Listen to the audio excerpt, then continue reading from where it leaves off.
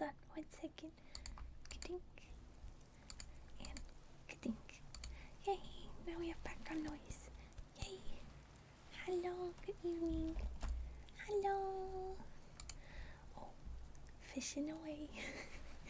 Good evening. I, after yesterday, have put a cooldown on my posture checks and my hydrates. I'm just coming in straight and hot, letting you know that there is a cooldown on those because you guys are going crazy. So, looking out for myself. And hello, God Hunter. Is the background noise fine? Is that audio level okay? In testing, it sounded fine. I just gotta make sure though. Are we chill? Are we goods? A-okay? Patiently waits for answer from chat. If no one answers, I'ma just wing it then. YOLO. Okay, no one answered. I'll just assume it's good. Oh, okay, good. Thanks, God Hunter. Thank you. Okay, I gotta bring my boat back up because we're about to start readings. I put on a new outfit and we're out in the snow because it's cold. It's been chilly out here. I hate it. I hate the cold. Thank you for comments. I'm sorry I was late. I'm always late though. You gotta come to expect it from me. I'll try to be better. I shall try. I do think we've got everything up though, so we should be good to get started and moving and grooving. So, we are resuming our Sherlock Holmes, obviously. We're gonna be at chapter 8, The Baker Street Irregulars. What now? I asked. Toby has lost his character for infallibility. He acted according to his lights, said Holmes. Hi, Hitmanic. Hi, good evening. Thanks for being here. Hello. Said Holmes, lifting him down from the barrel and walking him out of the timber yard. If you consider... Thank you for that, Pats. Thank you. Oh my god, you got a scooter? Who is littering and putting scooters in ponds? What a heathen. That's horrible. That person needs to be arrested. Litter, that's not good. Lifting him down from the barrel and walking him out of the timber yard. If you consider how much creosote is carted about London in one day, it is no great wonder that our trail should have been crossed. It is much used now, especially for the seasoning of wood. Poor Toby is not to blame. We must get on the main scent again, I suppose. Yeah. Yes, and fortunately, we have no distance to go. Evidently, what puzzled the dog at the corner of Knight's Place was that there were 2 different trails running in opposite directions. We took the wrong one. It only remains to follow the other. There was no difficulty about this. On leading Toby... Oh, chillin'. 10 stream, that's amazing. Thank you. And hello, God. Thanks for being here. Good evening. On leading Toby to the place where he had committed his fault, he cast about. Thank you for the follow, Hollow. Thanks. He had cast about in a wide circle and finally dashed off in a fresh direction. We must take care that he does not now bring us to the place where the creosote barrel came from, I observed. I had thought of that, but you notice that he keeps on the pavement, whereas the barrel passed down the roadway. No, thank you for the lurk. Thanks, I saw this phone half.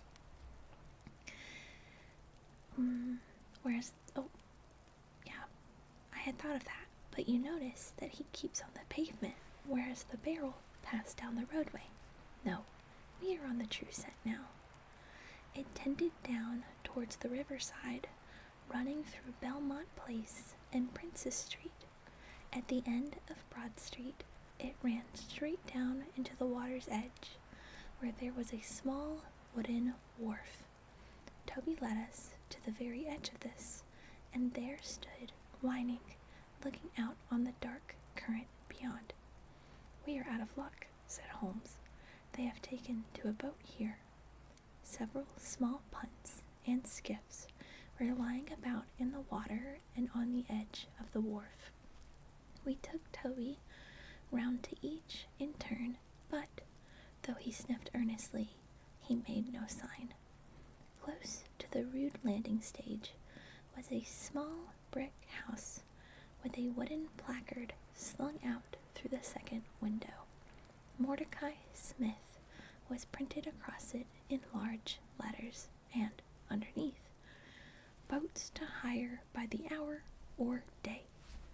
A second inscription above the door informed us that a steam launch was kept, a statement which was confirmed by a great pile of coke upon the jetty. "Oh, is that cocaine?" Sherlock Holmes looked slowly round, and his face assumed an ominous expression. "This looks bad," said he. "These fellows are sharper than I expected. They seem to have covered their tracks. There has, I fear, been preconcerted management here." He was approaching the door of the house when it opened, and a little curly-headed lad of 6. Oh, it's the child.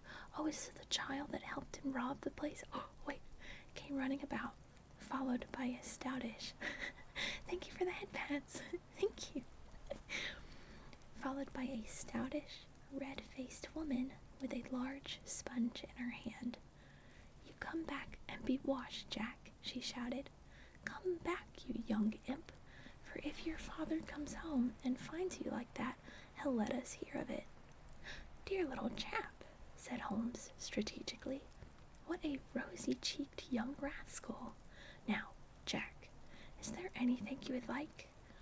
The youth pondered for a moment. "I'd like a shillin'," said he. Kids asking for money. "Nothing you would like better?" "I'd like 2 shillin' better," the prodigy answered, after some thought. "Here you are, then. Catch." "A fine child, Mrs. Smith." "Lord bless you, sir, he is that, and forward. He gets most too much for me to manage, especially when my man is away at days at a time." "Away, is he?" said Holmes, in a disappointed voice. "I'm sorry for that, for I wanted to speak to Mr. Smith." "He's been away since yesterday morning, sir, and, truth to tell, I am beginning to feel frightened about him. But if it was about a boat, sir, maybe I could serve as well. I wanted to hire his steam launch." "Why, bless you, sir, it is in the steam launch that he has gone. That's what puzzles me, for I know there ain't more coals in her than would take her to about Woolwich and back. If he'd been away in the barge, I'd have thought nothing, for many a time a job has taken him as far as Gravesend, and then if there he was much doing, there he might have stayed over. But what good is a steam launch without coals?" "He might have bought some at a wharf down the river." "He might have, sir, but it weren't his way. Many a time I've heard him call out at the prices they charge for a few odd bags. Besides, I don't like that wooden-legged man with his ugly face and outlandish talk. What did he always want knocking around here for?" "A wooden-legged man?" said Holmes, with bland surprise. "Hi, Pony Shark, thank you so much for the follow. Good evening." "Yes, sir, a brown, monkey-faced chap that's called more'n once for my old man. It was him that roused him up yesternight, and, what's more, my man knew he was coming, for he had steam up in the launch. I tell you straight, sir, I don't feel easy in my mind about it." Thank you for the head pats. "But, my dear Smith," said Holmes, shrugging his shoulders, "you are frightening yourself about nothing. How could you possibly tell that it was the wooden-legged man who came for him in the night? I don't quite understand how you can be so sure." "His voice, sir. I knew his voice. which is kind of thick and foggy. He tapped at the window, about 3 it would be. "Show a leg, matey," says he. "Time to turn out guard." My old man woke up Jim, that's my eldest, and away they went, without so much as a word to me. I could hear the wooden leg clacking on the stones. And was this wooden-legged man alone? Couldn't say, I am sure, sir. I didn't hear no one else. I am sorry, Mrs. Smith, for I wanted a steam launch, and I have heard good reports of the, let me see, what is her name? The Aurora, sir. Ah, she's not that old green launch with a yellow line, very broad in the beam? No, indeed. She's as trim as a little thing as any on the river. She's been fresh painted, black, with 2 red streaks. Thanks. I hope that you will hear soon from Mr. Smith. I'm going down the river, and if I should see anything of the Aurora, I shall let him know that you are uneasy. A black funnel, you say? No, sir. Black, with a white band. Ah, of course. It was the sides, which were black. Good morning, Mrs. Smith. There is a boatman here with a wherry, Watson. We shall take it and cross the river. The main thing with people of that sort... Oh, said Holmes. This is Holmes. Let me take my accent away. Hi, Evan. Hi, good evening. As we sat in the sheets of the wherry, is never to let them think that their information can be of the slightest importance to you. If you do, they will instantly shut up like an oyster. If you listen to them under protest, as it were, you are very likely to get what you want. Our course now seems pretty clear, said I. What would you do then? I would engage a launch and go down the river on the track of the Aurora. My dear fellow, it would be a colossal task. She may have touched at any wharf on either side of the stream between here and Greenwich. Below the bridge, there is a perfect labyrinth of landing places for miles. It would take you days and days to exhaust them if you set about it alone. Employ the police, then. No, I shall probably call Athelney Jones in at the last moment.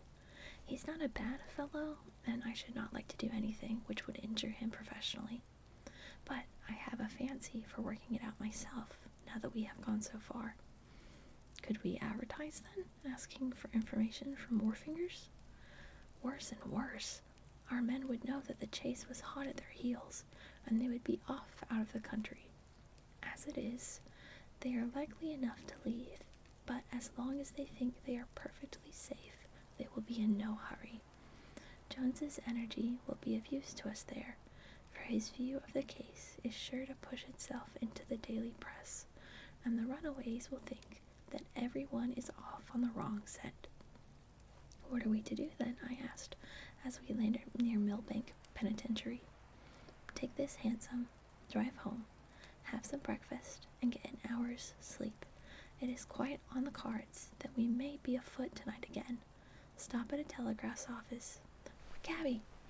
We will keep Toby, for he may be of use to us yet. We pulled up at the Great Peter Street post office, and Holmes dispatched his wire. Whom do you think that is to? He asked, as we resumed our journey. I am sure that I don't know. You remember the Baker Street division of the detective police force whom I employed in the Jefferson Hope case? Well, said I, laughing, this is just the case where they might be invaluable. If they fail, I have other resources, but I shall try them first. That wire was to my dirty little lieutenant, Wiggins, and I expect that he and his gang will be with us before we have finished our breakfast. It was between 8 and 9 o'clock now, and I was conscious of a strong reaction after the successive excitements of the night. I was limp and weary, befogged in mind and fatigued in body. I had not the professional enthusiasm which carried my companion on, nor could I look at the matter as a mere abstract intellectual problem. As far as the death of Bartholomew Sholto went, I had heard little good of him, and could feel no intense antipathy to his murders. The treasure, however, was a different matter. That, or part of it, belonged rightfully to Miss Morstan.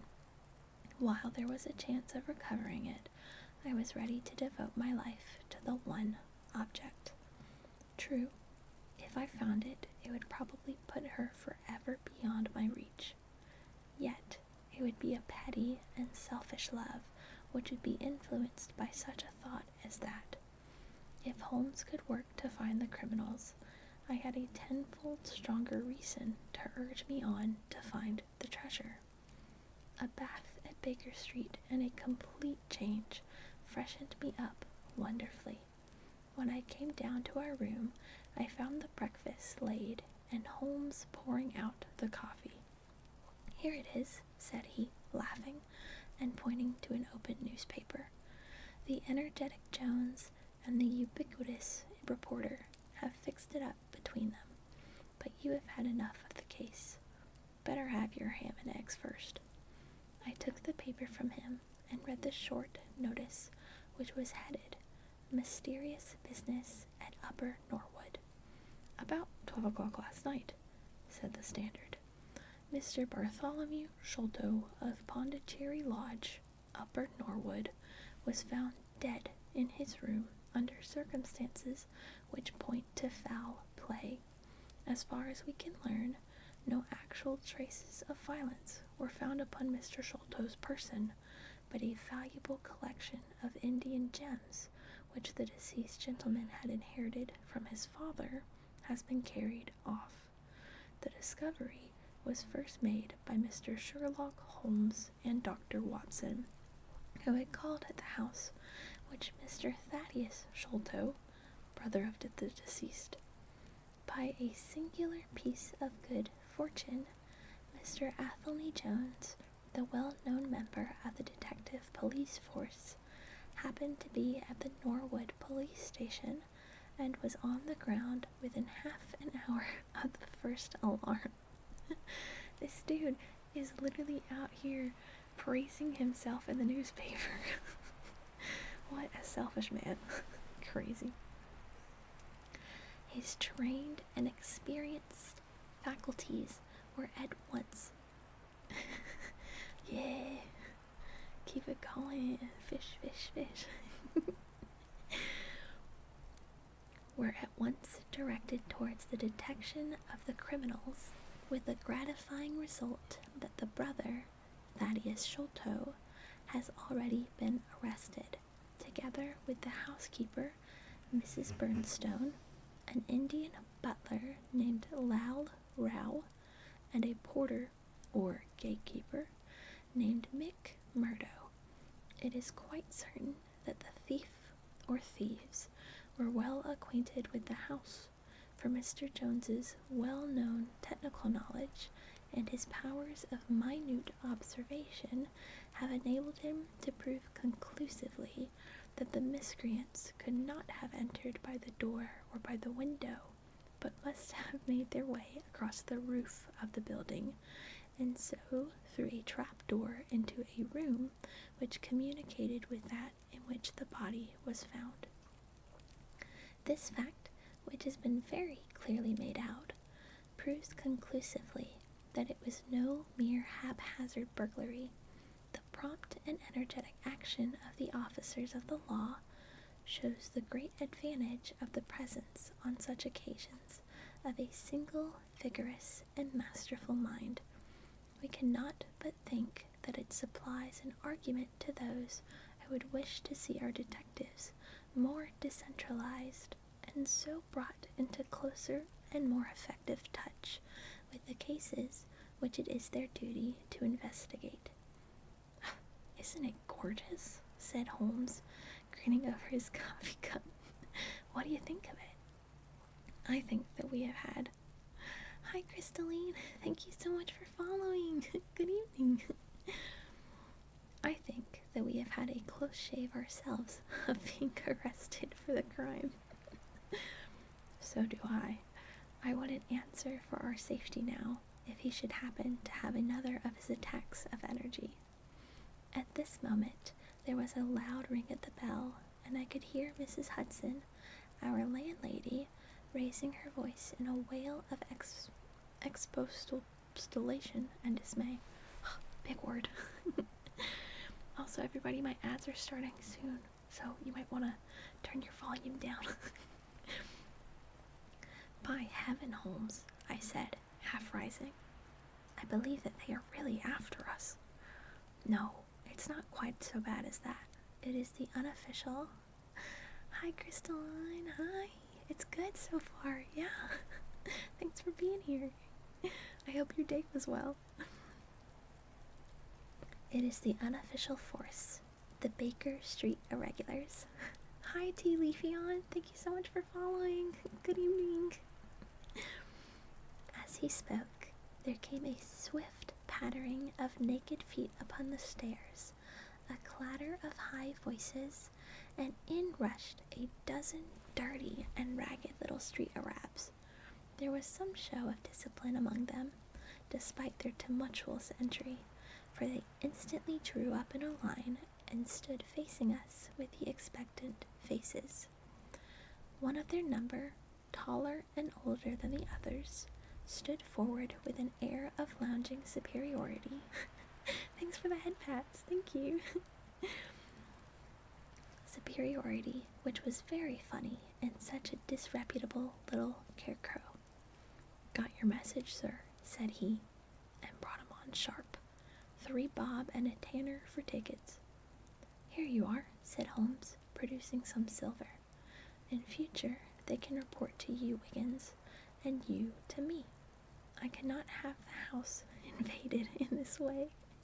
However, it is just as well that you should all hear the instructions. I want to find the whereabouts of a steam launch called the Aurora. Hi, Scatty. I'm good. How are you? Did you have a great day? Oh, that was my foot. My foot cracks all the time. Sorry. Owner, Mordecai Smith. Black with 2 red streaks. Funnel black with a white band. Oh no. She is down the river somewhere. I want one boy to be at Mordecai Smith's landing stage. I got a big eyeball. Opposite Millbank to say if the boat comes back. You must divide it out among yourselves and do both. Thanks, thoroughly. Let me know the moment you have news. Is that all clear? Yes, Governor, said Wiggins. The old scale of pay and a guinea to the boy who finds the boat. Here's a day in advance. Now, off you go. Thanks for the heart, Scott Hunter. Oh, you had a good day? Oh, yes, awesome. That's the goal. The goal is, thank you so much, Scatty, for that follow. Thank you. But that's the goal, is to help relax you for bed. Get the week started off right. He handed them a shilling each, and away they buzzed down the stairs, and I saw them a moment later streaming down the street. If the launch is above water, they will find her, said Holmes, as he rose from the table and lit his pipe. They can go everywhere, see everything, overhear everyone. I expect to hear before evening that they have spotted her. In the meanwhile, we can do nothing but await results. We cannot pick up the broken trail until we find either the Aurora or Mr. Mordecai Smith. Toby could eat these scraps, I dare say. Are you going to bed, Holmes? No, I am not tired. I have a curious constitution. I never remember feeling tired by work, though idleness exhausts me completely. I am going to smoke, and to think over this queer business to which my fair client has introduced us. If ever man had an easy task, this of ours ought to be. Wooden-legged men are not so common, but the other man must, I should think, be absolutely unique. That other man again. I have no wish to make a mystery of him, to you anyway. But you must have formed your own opinion. Now do consider the data. Diminutive footmarks, toes never fettered by boots, naked feet, stone-headed wooden mace, great agility, small poisoned darts. What do you make of all of this? A savage, I exclaimed. Perhaps one of those Indians who were the associates of Jonathan Small. Hardly that, said he. When first I saw signs of strange weapons, I was inclined to think so, but the remarkable character of the footmarks caused me to reconsider my views. Some of the inhabitants of the Indian peninsula are small men, but none could have left such marks as that. The Hindu proper has long and thin feet. The sandal-wearing Mohammedan has the great toe well separated from the others, because the thong is commonly passed between. These little darts, too, could only be shot in one way. They are from a blowpipe. Now then, where are we to find our savage? South American, I hazarded. He stretched his hand up and took down a bulky volume from the shelf. This is the first volume of a gazetteer, which is now being published. It may be looked upon as the very latest authority. What have we here? Andaman Islands, situated 340 miles to the north of Sumatra in the Bay of Bengal.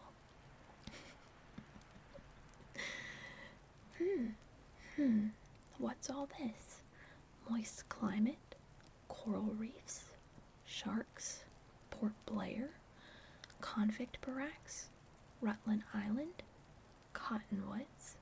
Ah, here we are. The aborigines of the Andaman Islands may perhaps claim the distinction of being the smallest race upon this earth. Oh, though some anthropologists prefer the Bushmen of Africa, the Digger Indians of America, and the Terra del Fuegians. The average height is rather below 4 feet. Oh my god, these people are like 3 foot whatever. Oh my god. Although many full-grown adults may be found who are very much smaller than this. Oh gosh.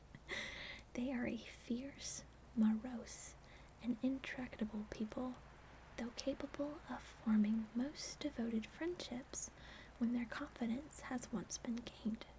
Oh. Mark that, Watson. Now then, listen to this. They are naturally hideous. Oh no. Oh no. Having large, misshapen heads, small, fierce eyes, and distorted features. Their feet and hands, however, are remarkably small, so intractable. Yeah, I think I'm saying that right. Oh, intractable.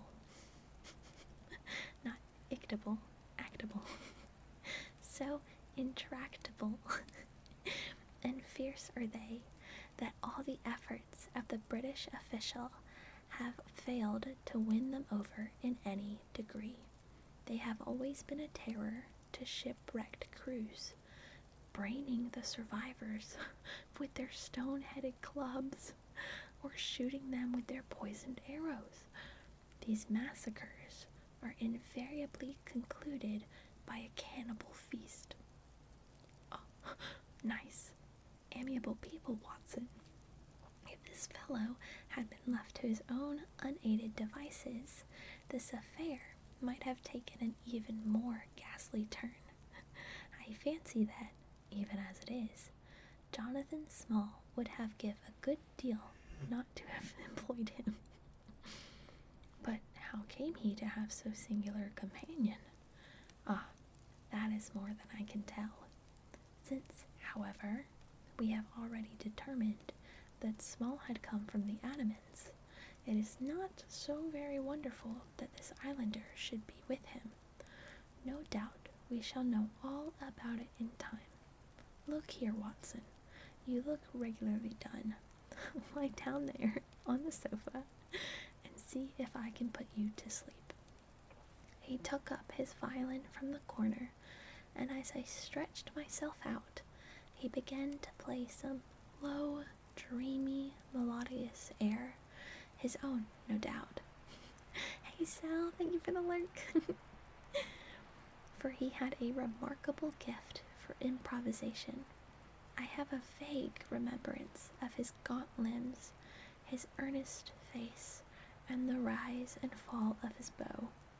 Then I seemed to be floated peacefully away upon a soft sea of sound until I found myself in dreamland with the sweet face of Mary Morstan looking down upon me.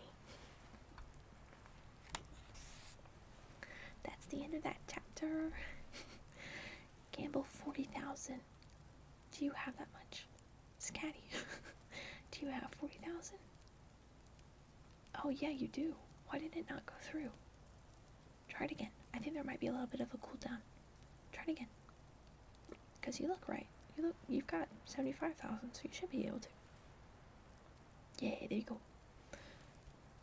Yay, good job, good job. Yay. Oh, you know what? I've got to go change those emotes. I'll change them eventually. Okay. Chapter 9. A break in the chain. It was late in the afternoon before I woke, strengthened and refreshed. Sherlock Holmes still sat exactly as I had left him, save that he had laid aside his violin and was deep in a book. He looked across at me as I stirred, and I noticed that his face was dark and troubled. "You have slept soundly," he said. "I feared that our talk would wake you." "I heard nothing," I answered. "Have you had fresh news then?" "Unfortunately, no. I confess that I am surprised and disappointed." Hydrate. Okay, thank you. And a posture check. Oh gosh. Water. Hold on, let me fix my posture. 1 second. Thank you. Oh, and a stretch. 2 stretches at once. Okay, I'll stretch to the left. Oh, yeah. And now I'll stretch to the right. Oh, that was good. That was good. I got both of them in. Thank you. Thanks. It worked out. Wait. I expected something definite by this time. Wiggins has just been up to report. He says that no trace can be found of the launch. It is a provoking check, for every hour is of importance. Can I do anything? I am perfectly fresh now, and quite ready for another night's outing. No, we can do nothing. We can only wait. If we go ourselves, the message might come in our absence, and delay be caused. You can do what you will, but I must remain on guard. Then I shall run over to Camberwell and call upon Mrs. Cecil Forrester. She asked me to yesterday. On Mrs. Cecil Forrester? Asked Holmes, with the twinkle of a smile in his eyes. Well, of course, Miss Morstan, too. They were anxious to hear what happened. I would not tell them too much, said Holmes. Women are never to be entirely trusted. Sherlock, what the hell? Fuck you too. Not the best of them, bro. I did not pause to argue over this atrocious sentiment. Thank you. Watson's good with us. I shall be back in an hour or 2, I remarked. All right, good luck. But I say, if you are crossing the river, you may as well return Toby, for I don't think it is at all likely that we shall have any use for him now.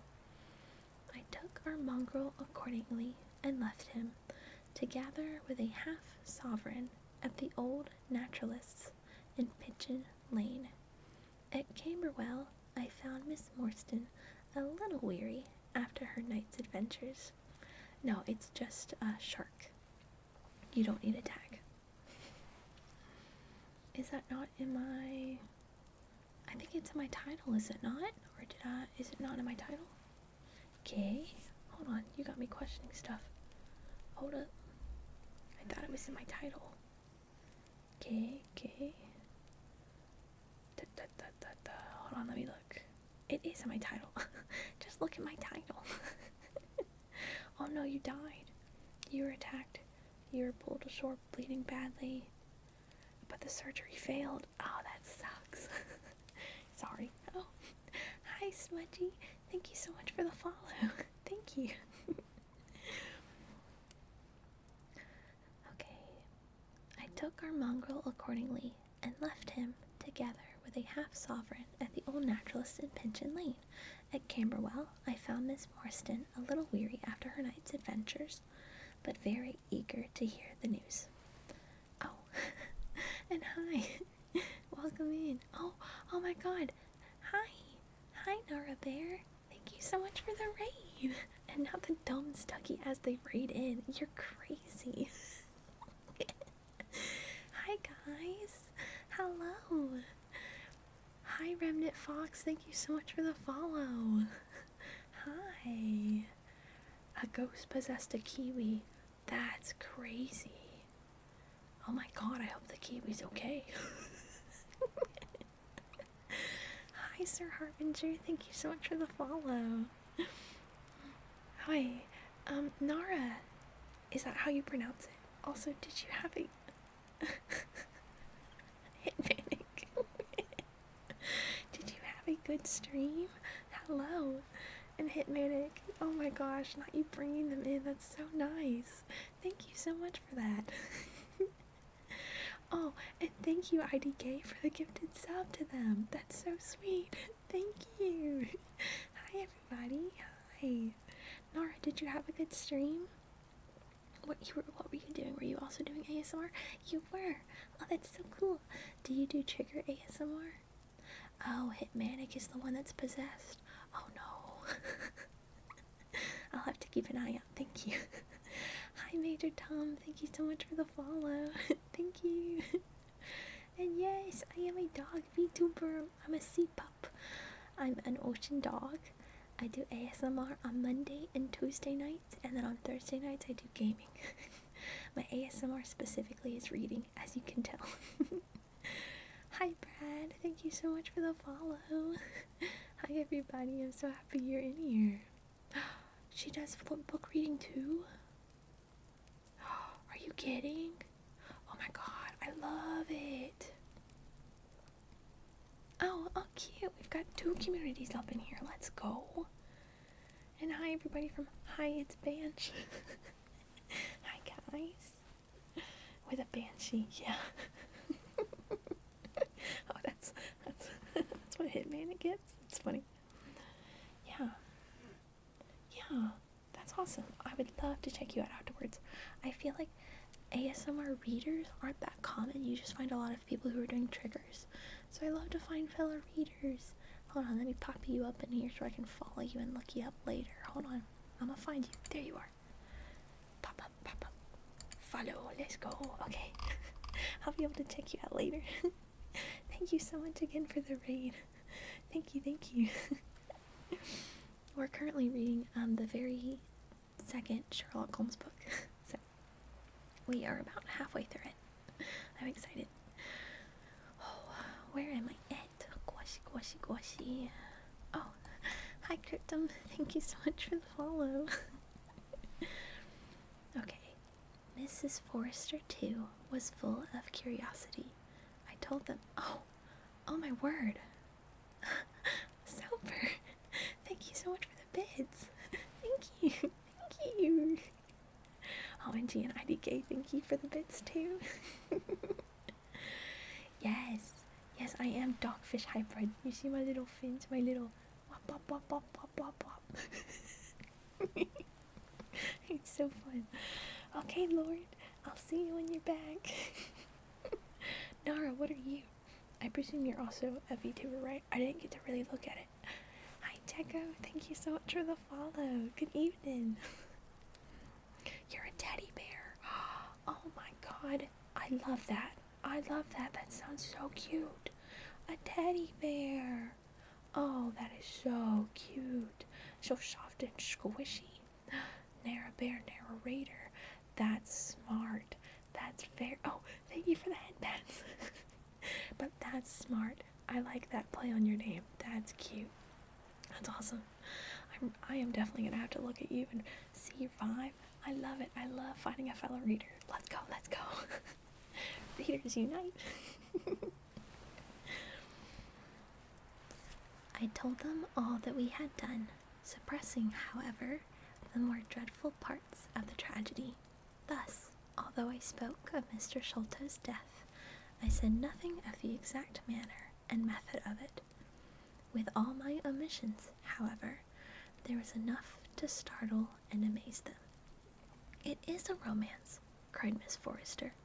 "An injured lady, $500,000 in treasure." Hi, Jack. Jacqui, maybe? Thank you so much for the follow. $500,000 in treasure, a black cannibal, and a wooden-legged ruffian.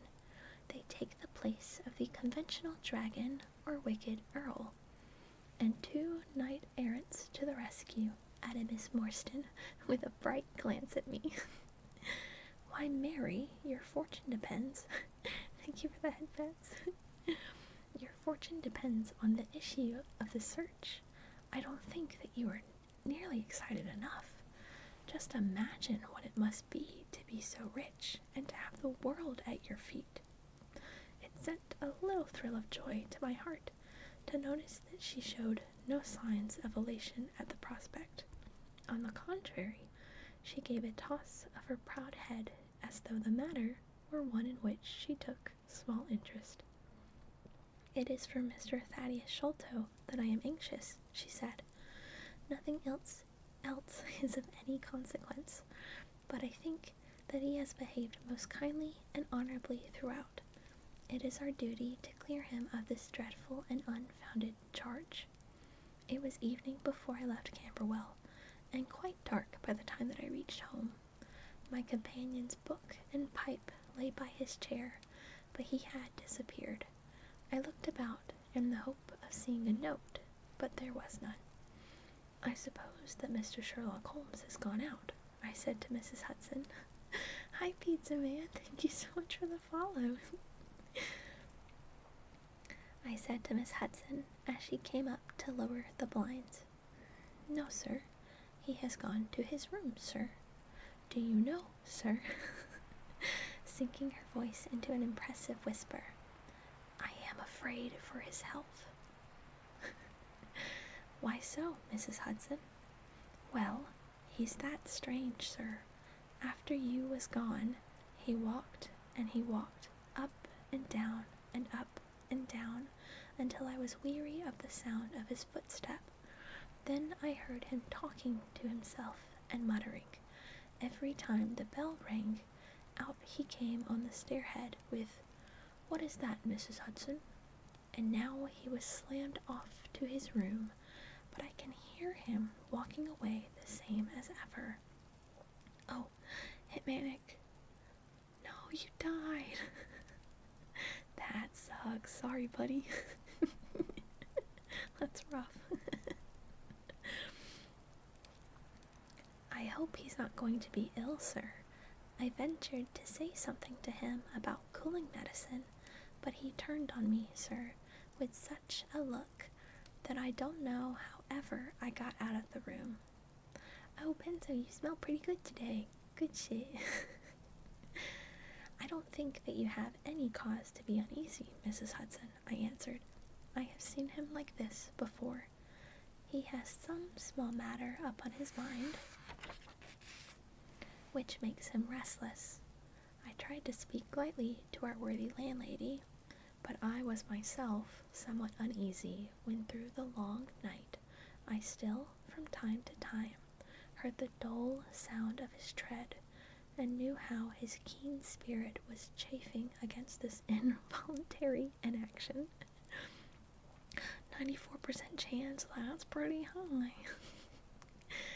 At breakfast time, he looked worn and haggard, with a little fleck of feverish color upon either cheek.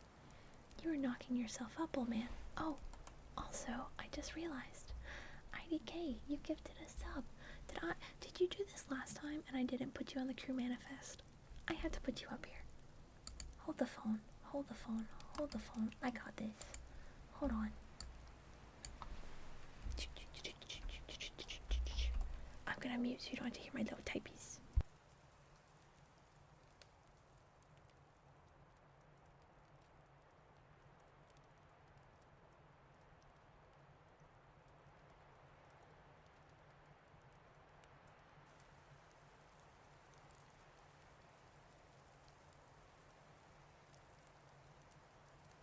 Okay, I'm just...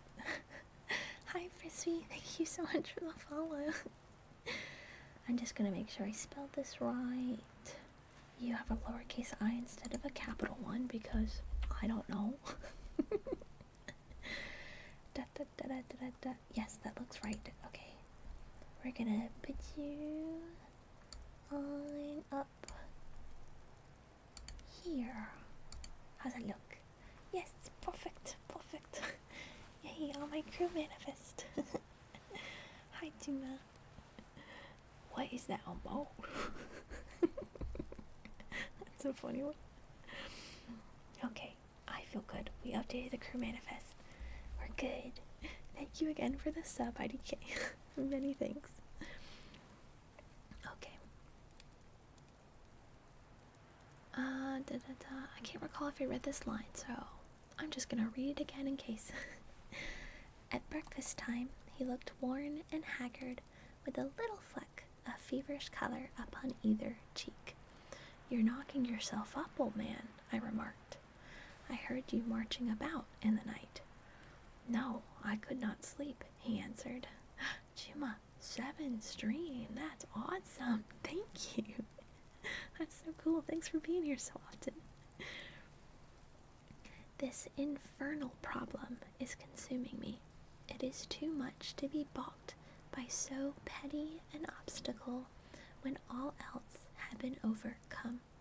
I know the men, the launch, everything, and yet I can get no news. I have set other agencies at work and used every means at my disposal. The whole river has been searched on either side, but there is no news, nor has Mrs. Smith heard of her husband. I shall come to the conclusion soon that they have scuttled the craft, but there are objections to that.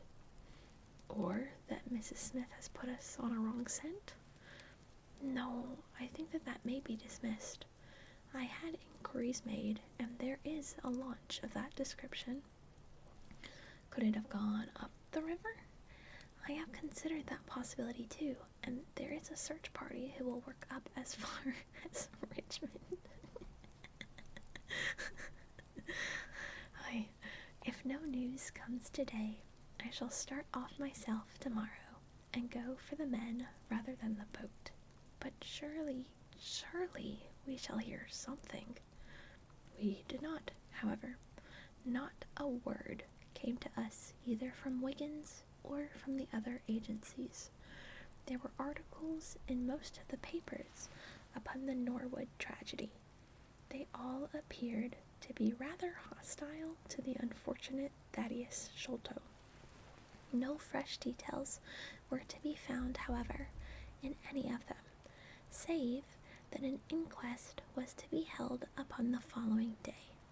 I walked over to Camberwell in the evening to report our ill success to the ladies, and on my return I found Holmes dejected and somewhat morose.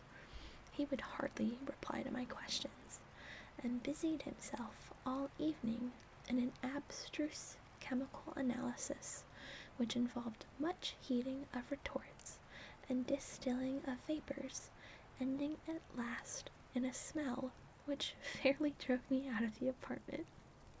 Up till the small hours of the morning, I could hear the clinking of his test tubes, which told me that he was still engaged in his malodorous experiment. In the early dawn, I woke with a start and was surprised to find him standing by my bedside, clad in a rude sailor dress, with a pea jacket and a coarse red scarf around his neck. "I am off down the river, Watson," said he. "I have been turning it over in my mind, and I can see only one way out of it. It is worth trying, at all events." "Surely I can come with you, then," said I. "No, you can be much more useful if you will remain here as my representative." "Hi, Zeranori." I think. Thank you so much for the follow. Yeah, I am giving ASMR. It's reading ASMR. Welcome. I hope this is up to your speed and that you like it. "I am loath to go, for it is quite on the cards that some message may come during the day, though Wiggins was despondent about it last night. I want you to open all notes and telegrams, and to act on your own judgment if any news should come. Can I rely upon you?" "Most certainly." "I am afraid that you will not be able to wire to me, for I can hardly tell yet where I may find myself. If I am in luck, however, I may not be gone so very long. I shall have news of some sort or other before I get back." I had heard nothing of him by breakfast time. On opening the Standard, however, I found that there was a fresh allusion to the business. "With reference to the Upper Norwood tragedy," it remarked, "we have reason to believe that the matter promises to be even more complex and mysterious than was originally supposed. Fresh evidence has shown that it is quite impossible that Mr. Thaddeus Sholto could have been in any way concerned in the matter." Ooh, he's getting innocent, what's the word I'm looking for? Relieved, maybe? I can't think. Relieved? Something. Hi, Swipe, thank you so much for following. Welcome in, good evening. "He and the housekeeper, Mrs. Burnstone, were both released yesterday evening. It is believed, however, that the police have a clue as to the real culprits, and that it is being prosecuted by Mr. Athelney Jones of Scotland Yard with all his well-known energy and sagacity. Further arrests may be expected at any moment." That is satisfactory so far as it goes, thought I. Hi, thank you so much for the headbands. Thank you. "Friend Sholto is safe at any rate. I wonder what the fresh clue may be, though it seems to be a stereotyped form whenever the police have made a blunder." I tossed the paper down upon the table. But at that moment, my eye caught an advertisement in the agony column. It ran in this way: "Lost. Whereas Mordecai Smith, boatman, and his son, Jim, left Smith's Wharf at or about 3 o'clock last Tuesday morning in the steam launch Aurora, black, with 2 red stripes, funnel black with a white band. The sum of £5 will be paid to anyone who can give information to Mrs. Smith at Smith's Wharf or at 221 Baker Street as to the whereabouts of the said Mordecai Smith and the launch Aurora." Oh, okay, so obviously Holmes put a search in the newspaper, but I thought he didn't want to do that because that would then give away that they're looking for them. He must be very desperate. Poor thing. This was clearly Holmes's doing. The Baker Street address was enough to prove that. It struck me as rather ingenious because it might be read by the fugitives without their seeing in it more than the natural anxiety of a wife or her missing husband. Oh, okay. It was a long day. Every time that a knock came to the door or a sharp step passed in the street, I imagined that it was either Holmes returning or an answer to his advertisement. I tried to read, but my thoughts would wander off to our strange quest and to the ill-assorted and villainous pair whom we were pursuing.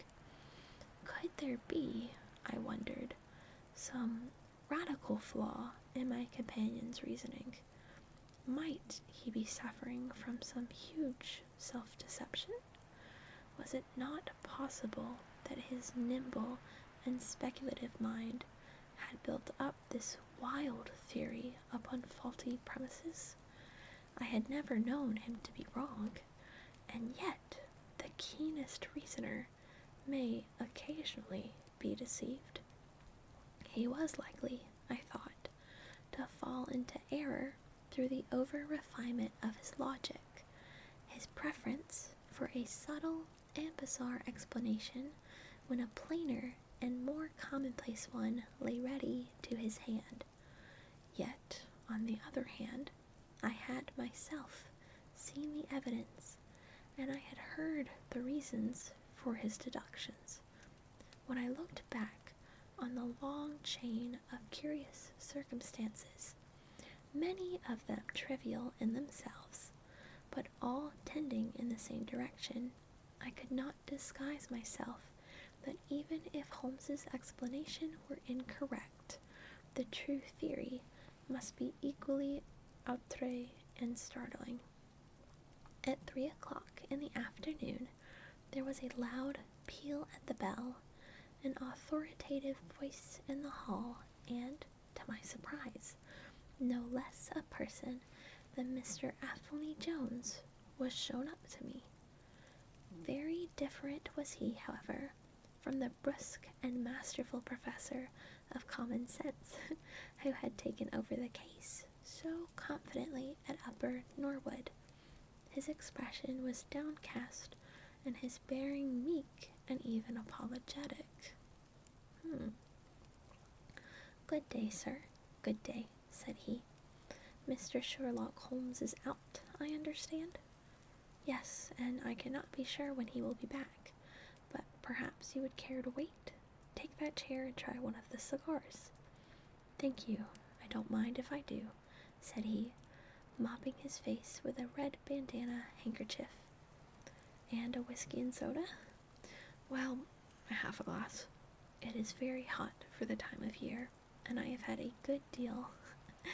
"Hello, Lord Vetinari. Thank you so much for coming back. Let's go." "I have a good deal to worry and try me. You know my theory about the Norwood case?"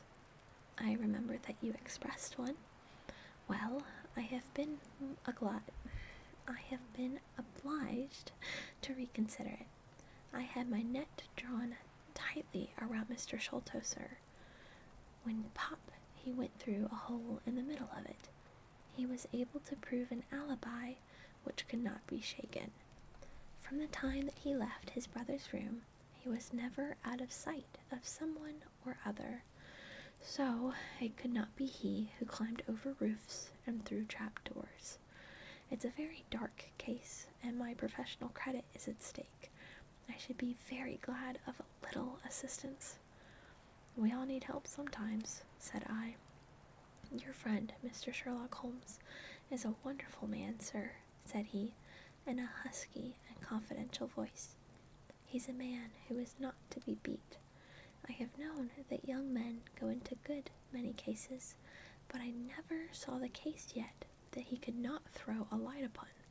He is irregular in his methods, and a little quick, perhaps, in jumping at theories, but, on the whole, I think he would have made a most promising officer, and I don't care who knows it. I have had a wire from him this morning, by which I understand that he has got some clue to this Sholto business. Here is the message." He took the telegram. "Good job, Penzo. You're the only one who entered, so you're the one who won. Good job. He took the telegram out of his pocket and handed it to me. It was dated from Poplar at 12 o'clock. Go to Baker Street at once, it said. If I have not returned, wait for me. I am close on the track of the Sholto gang. You can come with us tonight if you want to be in at the finish. This sounds well. He has evidently picked up the scent again, said I. Ah, then he has been at fault too, exclaimed Jones, with evident satisfaction. Even the best of us are thrown off sometimes. Of course, this may prove to be a false alarm, but it is my duty as an officer of the law to allow no chance to slip. But there is someone at the door. Perhaps this is he. A heavy step was heard ascending the stair, with a great wheezing and rattling, as from a man who was sorely put to it for breath.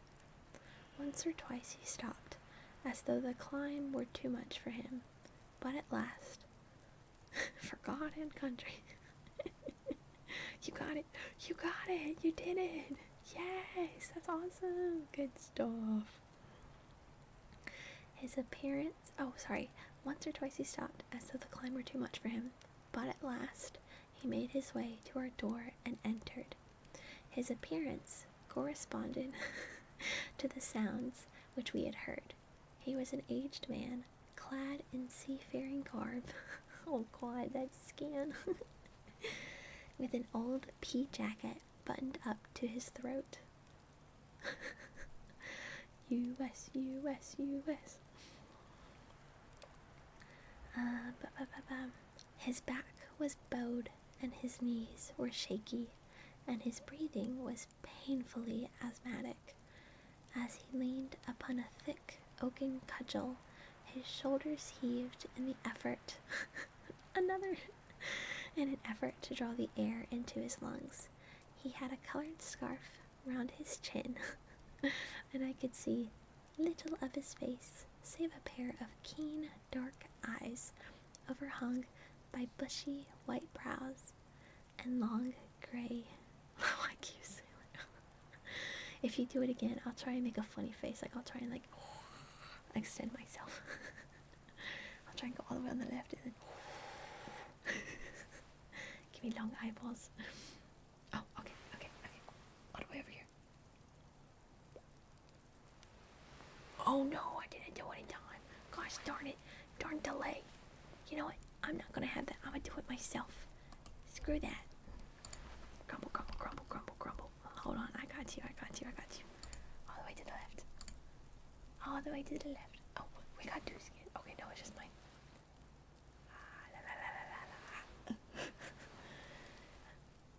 I keep missing it, honestly. My eyes aren't as long as I want them to. Another. Fifth time's the try. 5th time's the charm or whatever. There we go.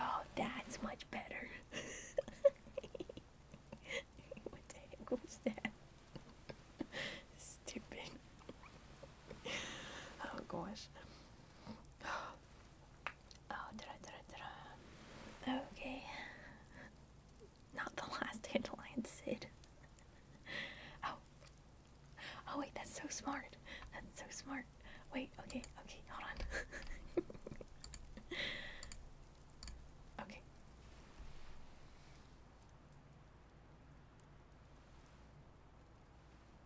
No!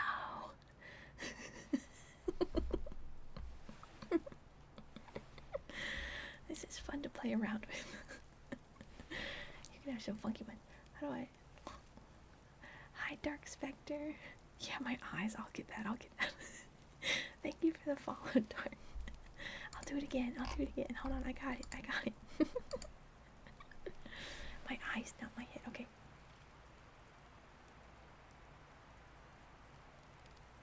It's hard to tell when it's moving. Gosh darn it. Let me pull my stream up. We're so derailed. Let me pull my stream up on my phone so I can see where it's at. Hold on. Okay.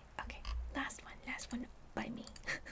Okay. Oh, wait, my stream's delayed. It's not gonna help any. Frick! Ah! Darn freaking nabbit. I lied. One more. I'm going to get it. I'm going to get it. Okay. Left. Right. Okay.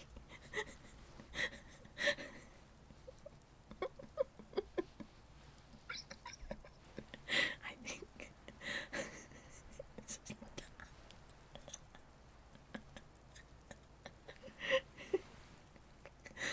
oh god. Oh no, not another one. What do I do for this one?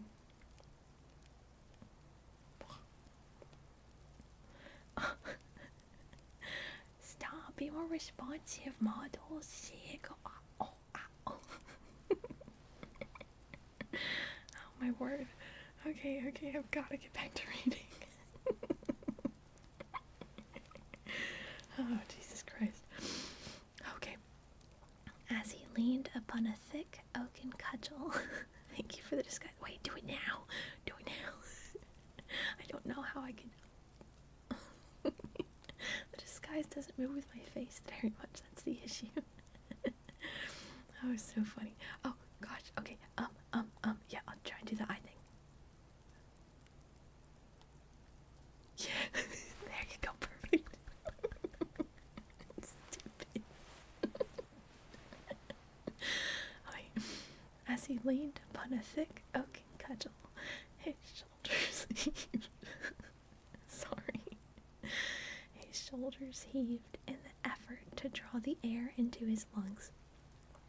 He had a colored scarf around his chin, and I could see little of his face save a pair of keen, dark eyes, overhung by bushy white brows and long gray side whiskers.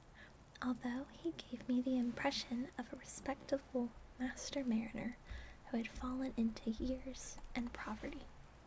"What is it, my man?" I asked. He looked away. He looked about him in the slow, methodical fashion of old age.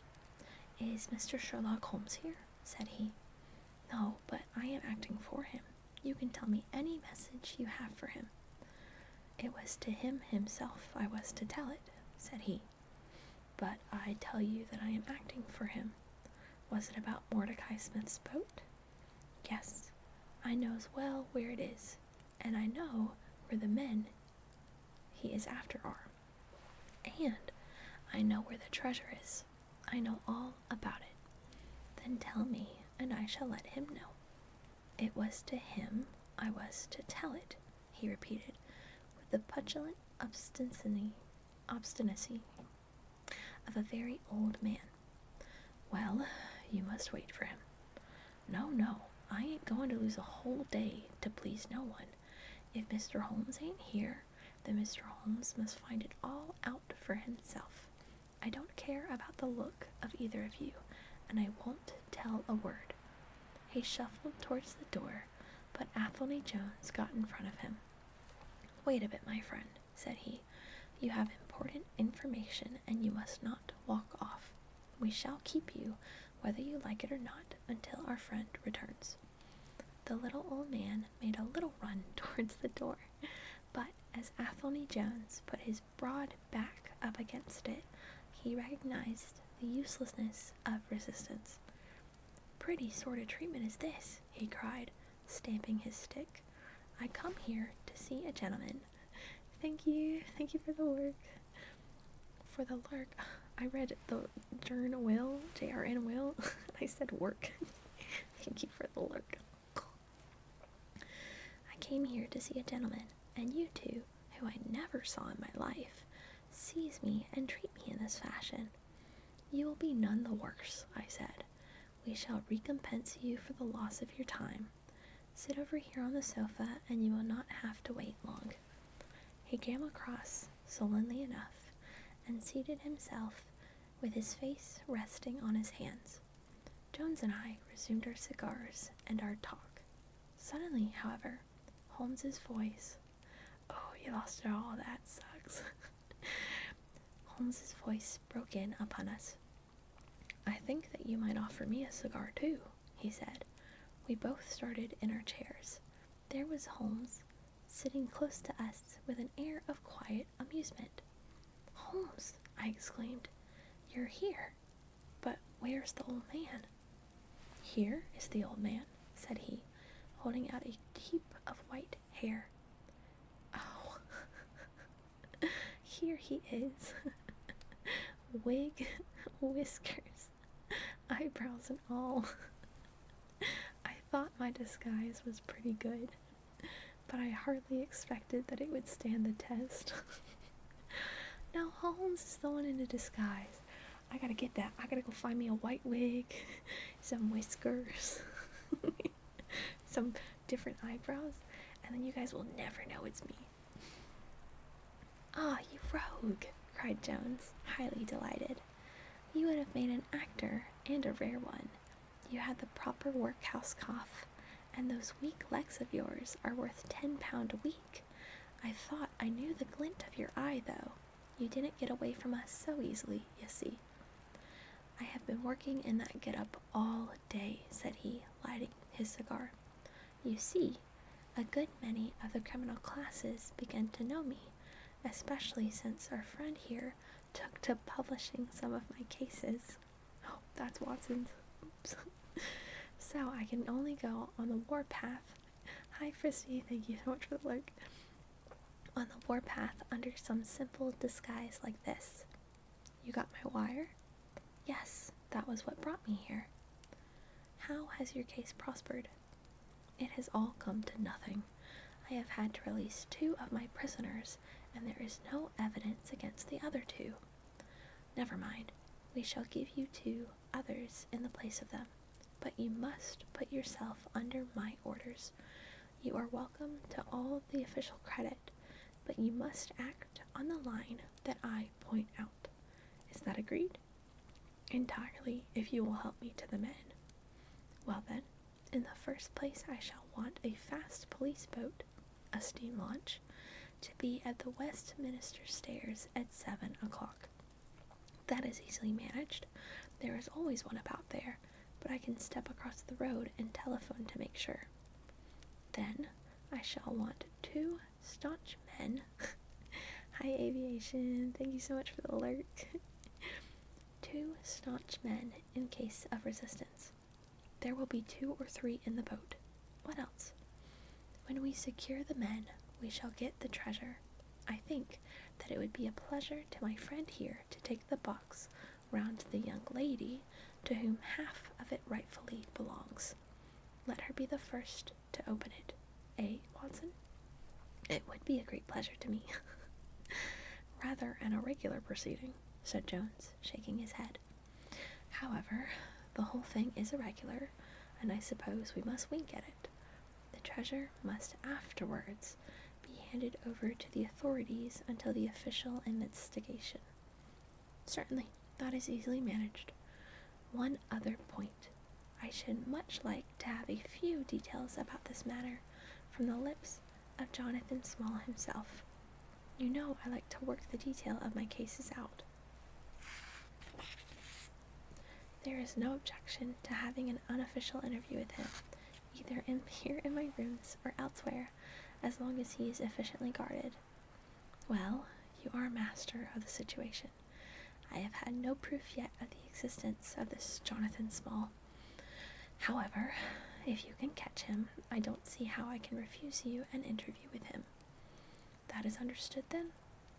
"Perfectly. Is there anything else?" "Only that I insist upon your dining with us. It will be ready in half an hour. I have oysters, ooh, yum, and a brace of grouse, with something a little choice in white wines. Watson, you have never yet recognized my merits as a housekeeper." That's the end of that chapter. Yahoo! Hold on. Okay. I gotta gamble it all. I can't be second in my own channel. Gamble. Oh. Well, clearly I can't if I keep winning. That's crazy.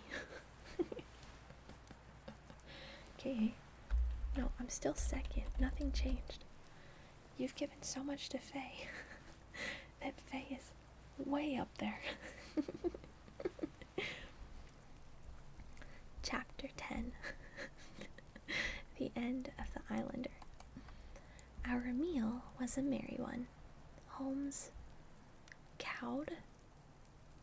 I found a typo. Oh my god, I found a typo in this book.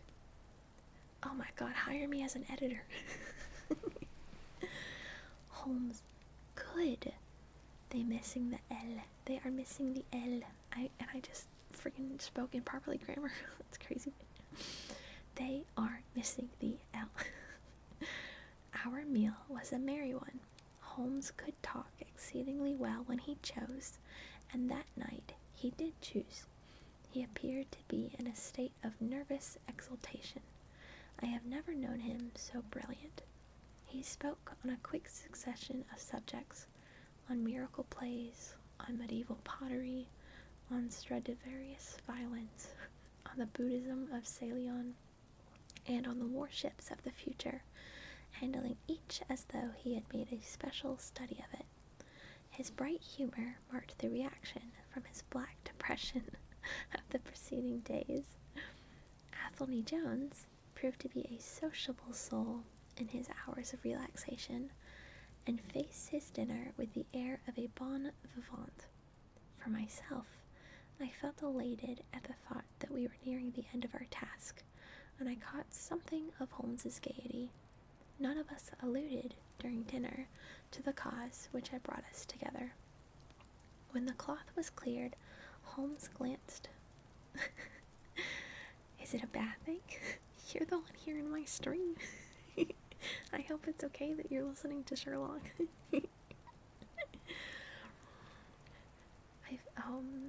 None of us alluded during dinner to the cause which had brought us together. When the cloth was cleared, Holmes glanced at this watch and filled up 3 glasses with port. "One bumper," said he, "to the success of our little expedition. And now it is high time we are off. Have you a pistol, Watson?" It's really calming. Yeah, it's also really fun because Sherlock is super, sassy, and he's just much more of a, lax and fun character than I would have envisioned him as, so it's pretty cool to, read it myself for the first time. I have my old service revolver in my desk. You had best take it, then. It is well to be prepared. I see that the cab is at the door. I ordered it for 6:30.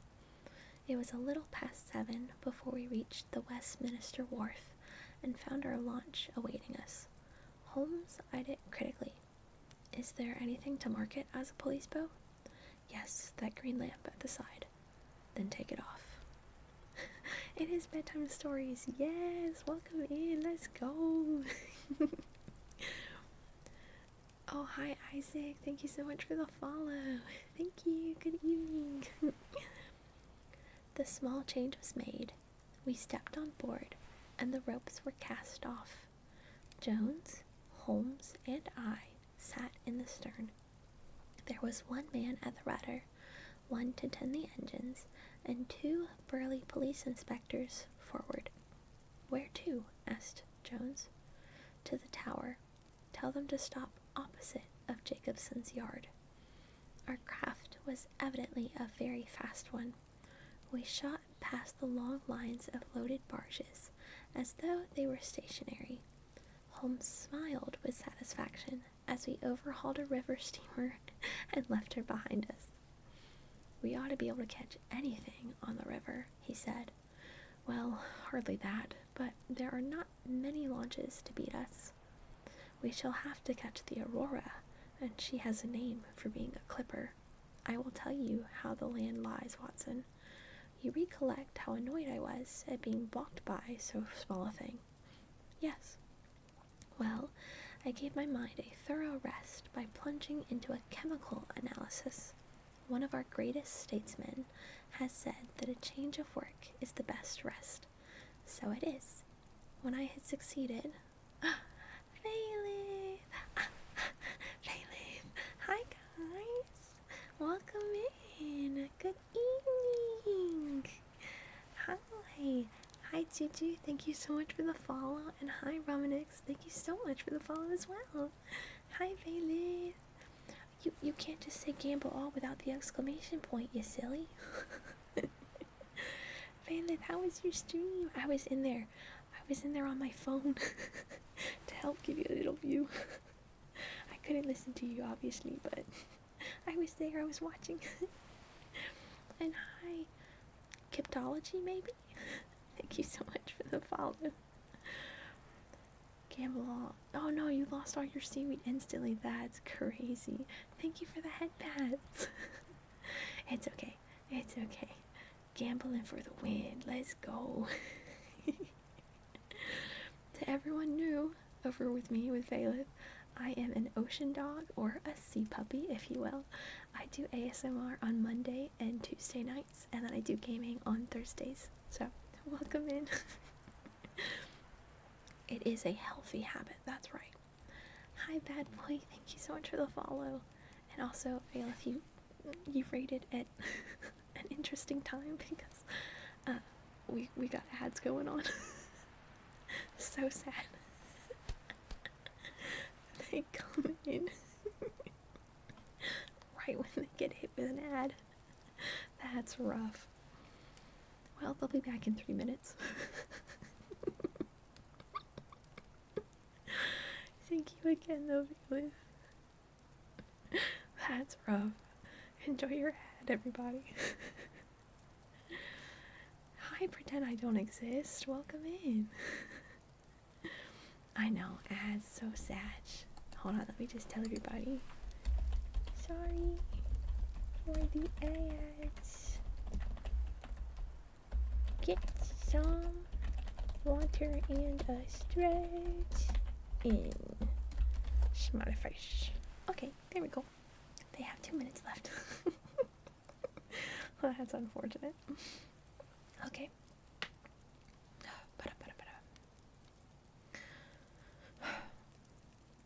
One of our greatest statesmen said that a change of work is the best rest. So it is. When I had succeeded in dissolving the hydrocarbon, which I was at work at, I came back to our problem of the sholtos and thought the whole matter out again. Oh yeah, I know they probably are, aren't they? Oh no.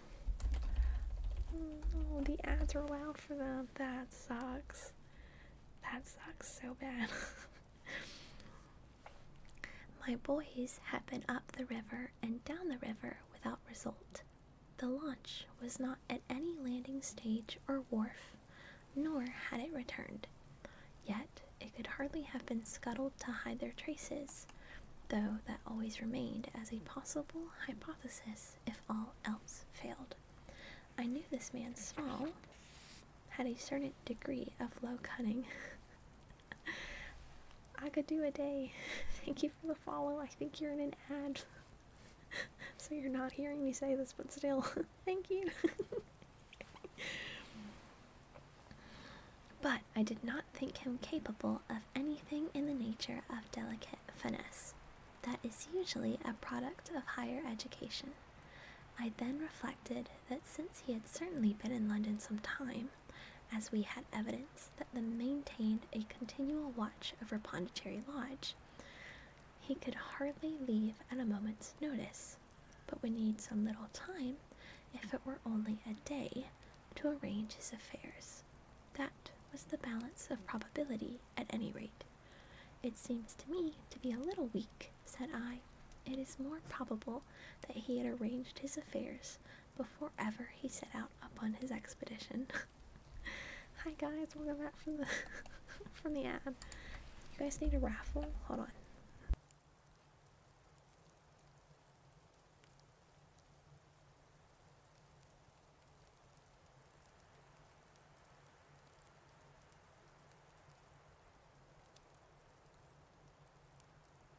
There you go, that's a big raffle. Go enjoy that. Oh, yeah. No, I hardly think so. This lair of his would be too valuable a retreat in case of need for him to give it up until he was sure that he could do without it. But a second consideration struck me. Jonathan Small must have felt that the particular appearance of his companion, however much he may have top-coated him, would give rise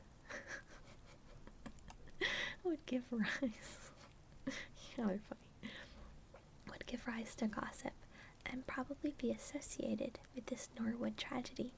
He was quite sharp enough to see that. They had started from their headquarters under cover of darkness, and he would wish to get back before it was broad light. Now it was past 3 o'clock, according to Miss Smith, when they got the boat. It would be quite bright, and people would be about in an hour or so. Therefore, I argued, they did not go very far. They paid Smith well to hold his tongue, reserved his lunch for the final escape, and hurried to their lodgings with the treasure box. In a couple of nights, when they had time to see what view the papers took, and whether there was any suspicion, they would make their way under cover of darkness to some ship at Gravesend or in the Downs, where no doubt they had already arranged for passages to America or the colonies. Thank you for the headbands. Thank you. Oh, and the disguise. Oh no. Both at once. But the lunch, they could have not taken that to their lodgings. Quite so. I argued that the lunch and the dumb sticky from Cherry. Welcome in. Thank you for the sticky. Must be no great way off in spite of its invisibility. I then put myself in the place of Small, and looked at it as a man of his capacity would. Also, I'm gonna do a shout out for Cherry, just because she started her ASMR journey today, as you can see from the shout out.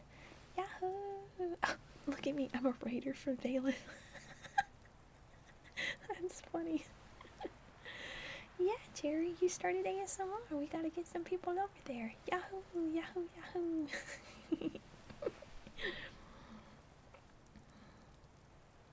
Where was I at? Okay. He would probably consider that to send back the launch or to keep it at a wharf would make pursuit easy if the police did happen to get on his track. How then could he conceal the launch and yet have her at hand when wanted? I wondered what I should do myself if I were in his shoes. I could only think of one way of doing it. I might land the launch over to some boat builder or repairer with directions to make a trifling change in her. She would then be removed to his shed or hard, and so be efficiently concealed, while at the same time I could have her at a few hours' notice. What link is broken? Cherries? Or cherries? You're right. Wait. Cherry, your link isn't working. Yeah, why does it have a freaking apostrophe? Or a colon, actually. What the heck? That's weird. I don't think the shoutout's been doing that earlier for others. Hold on. Sorry, everybody. Quick little sidetrack.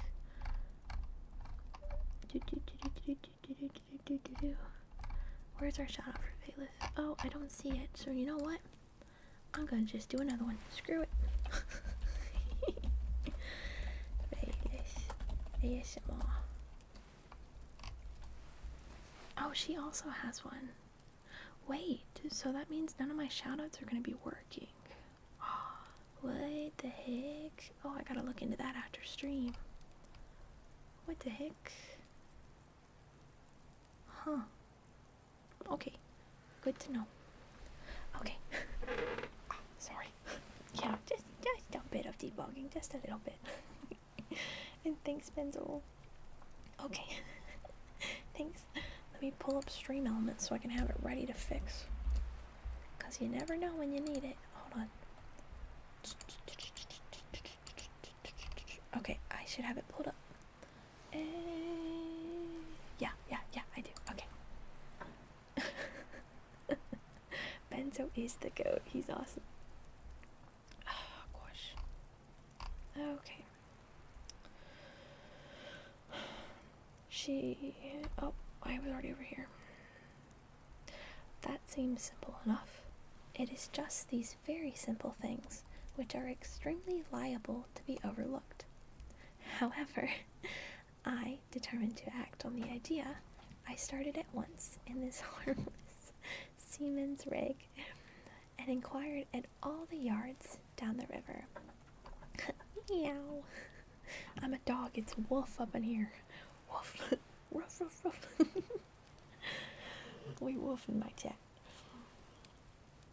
I drew blank at 15, but at the 16th, Jacobson's, I learned that the Aurora had been handed over to them 2 days ago. I could do a day.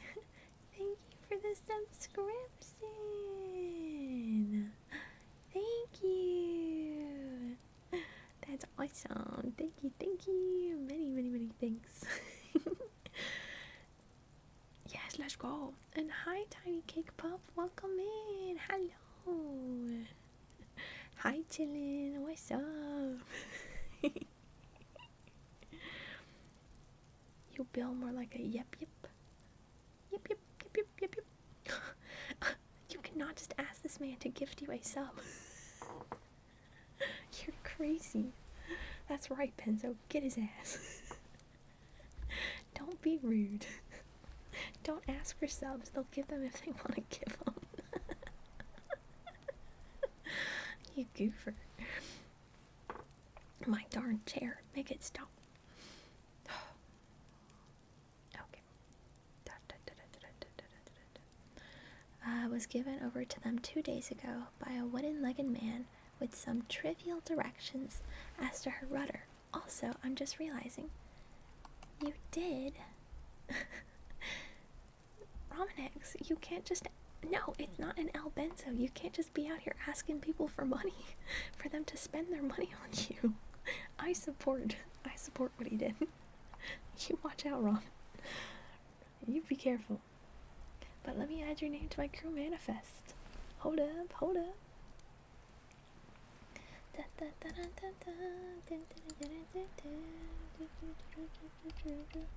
Where'd it go?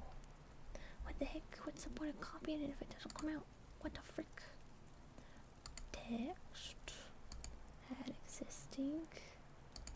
One of these. Yeah. Oh, no, not that big. I was just using chillins. No, wait, everybody. I was using chillins as a roadmap, so I don't have to change it. Hold on. Properties. Erase. Ciao. It's gonna be huge, guys. Good dude. Dang. Oh, I'm sorry. That was my mic. I'm sorry. My keyboard. Sorry. What size is it? Why did I copy it if it's just gonna make it this freaking huge? I don't comprehend. What's the point of copying? Stupid. Darn OBS. Control. Move up here. How's that looking? Yes, that looks good. Yay. You were massive. Hi, 6 Hawk Turtles. Thank you for the follow. Oh, an anonymous gifter. Well, okay. Now I gotta put you up in here, even though I don't. I just have to put anonymous gifter. Either way, thank you so much for the gifted sub. That was very, very nice. Thank you so much. Now how do I do you? Okay. We're doing it again. Chillin', you're once again getting copied.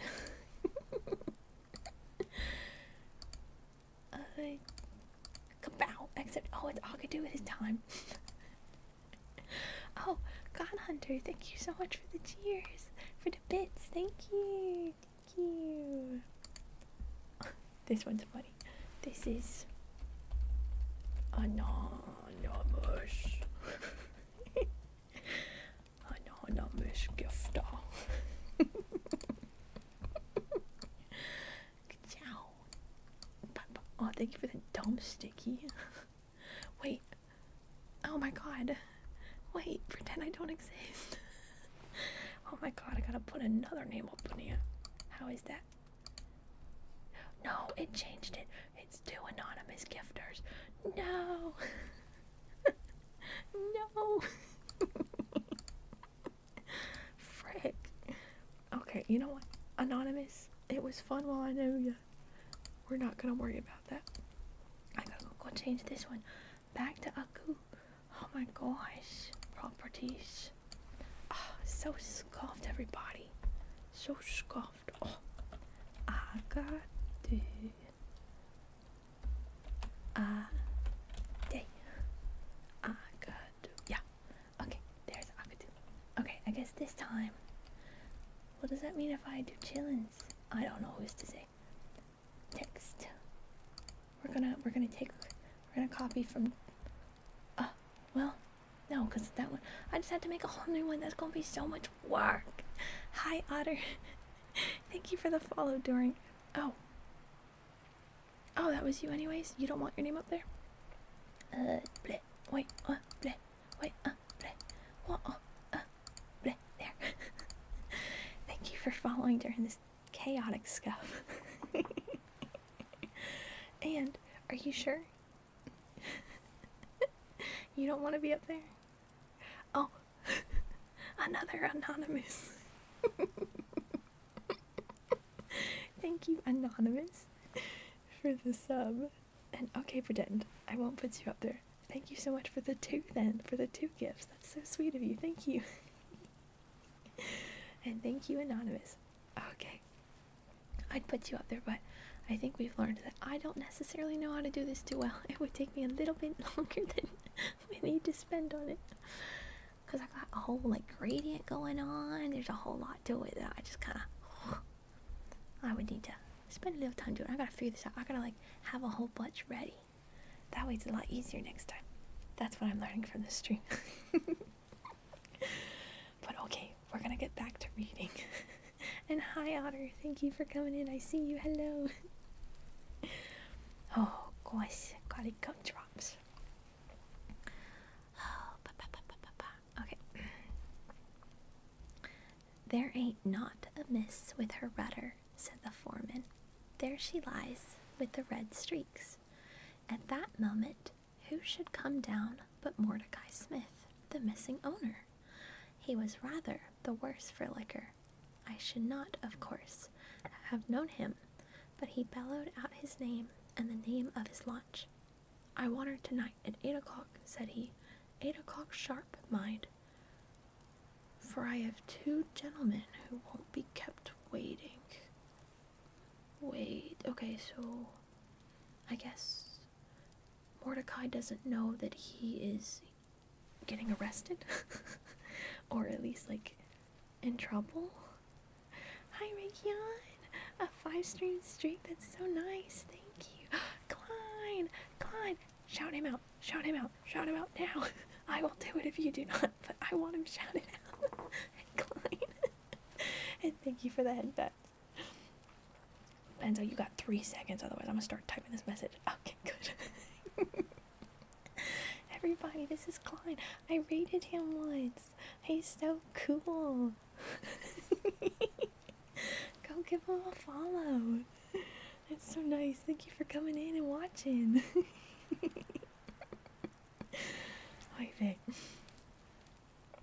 Okay, but yeah, so I wonder if he's unaware that he is currently being interrogated by an officer in Sherlock Holmes, and that he's about to be in for a unfun day. Oops, okay. They had evidently paid him well, for he was very flush of money, chucking shillings about to the men. I followed him some distance, but he subsided into an alehouse. Oh, no, he wasn't even talking to them. Okay. So I went back to the yard, and happening to pick up one of the boys on the way, I stationed him as a sentry over the launch. Bangmana. Papa. He is to stand at water's edge and wave his handkerchief to us when they start. We shall be lying off in the stream, and it will be a strange thing if we do not take men, treasure, and all. You have planned it all very neatly, whether they are the right men or not, said Jones. But if the affair were in my hands, I should have had a body of police in Jacobson's yard and arrested them when they came down. Which would have been never. This man Small is a pretty shrewd fellow. He would send a scout on ahead, and if anything made him suspicious, lie snug for another week. Oh, and Kai's in here. Hi, Kai. Yeah, shout her out too. Let's go. Everyone's up in here. Yeah. I am oh, hi, Mr. Nice to you. Thank you so much for the follow. I am reading The Sign of 4. If you are ever wondering, I do have a reading command right there. So you can always type that in and figure it out. Or, like you just did, you can always ask me and I'll tell you. And hi, Ink Bears. Thank you so much for following. Good evening. Oh, and thanks for the headpads. Thank you. Oh, Benzo. You did live. You were rescued barely conscious, though. You had a bad shark attack, clearly. All hail Benzo. All hail Benzo. All hail Benzo. He lives from the shark. Ah, see, pretend doesn't. Oof, rough. But you might have stuck to Mordecai Smith, and so been led to their hiding place, said I. In that case, I should have wasted my day. I think that it is in 100 to 1 against Smith knowing where they live. As long as he has liquor and good pay, why should he ask questions? They send him messages what to do. No, I thought over every possible course, and this was the best. While this conversation had been proceeding, we had been shooting the long series of bridges which spanned the Thames. As we passed the city, the last rays of sun were gliding across upon the summit of St. Paul's. It was twilight before we reached the tower. Oh. Well, good night, Romanex. Thank you so much for being in here. Good night. That is Jacobson's yard, said Holmes, pointing to a bristle of masts and rigging on the Surrey side. Cruise gently up and down here under cover of this string of lighters. He took a pair of night glasses from his pocket and gazed some time at the shore. I see my sentry at his post, he remarked, but no sign of a handkerchief. Suppose we go downstream a short way and lie in wait for them, said Jones eagerly. We were all eager by this time, even the policemen and stokers, who had a very vague idea of what was going forward. We have no right to take anything for granted, Holmes answered. It is certainly 10 to 1 that they go downstream, but we cannot be certain. From this point, we can see the entrance of the yard, and they can hardly see us. It will be a clear night and plenty of light. We must stay where we are. See how the folk swarm over yonder in the gaslight. You have arrived pretty late, but it's okay. No problem. Oh, Agadu. Good night. Have a great evening. Thank you so much for being here, and again for the gifted sub. That was so sweet. Thank you. I think, was it gifted or was it? Either way, thank you for the sub. Let me look. Do. It's too far back. Either way, thank you. Good night. And yeah, you did miss a lot, no wife. But there's always a VOD. You can always come and read. I'm not certain, honestly. I feel pretty good. I might stream for another 30 or so minutes. I'm not feeling tired or anything, so for a little bit. And oh, good shit, let's go. Make some monies. Oh, not the disguise. Oy vey. They are coming from work in the yard. Dirty-looking rascals. But I suppose everyone has some little immortal spark concealed about him. You would not think it. Least twitches. I did cap the posture check and hydrate. Sorry. Y'all guys were going way too hard on it last stream. I probably need to put posture check down from 30 minutes though, honestly. That might be a little too late. I don't know how to put timer on it. That's what I did though. I thought I put a 30-minute timer on posture check and a 10-minute timer on hydrate. I think that's how it is.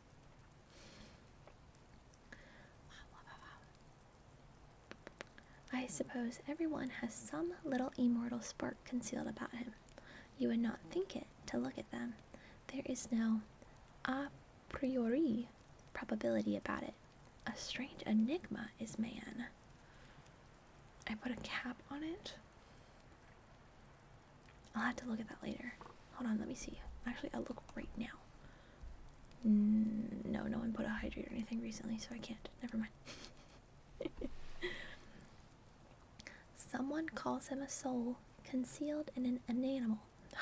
Concealed in an animal. I suggested. Thank you for the head pass. Thank you. Winwood Reed is good upon the subject, said Holmes. Also, wait, Benzo, did you ever send me that, the shout out?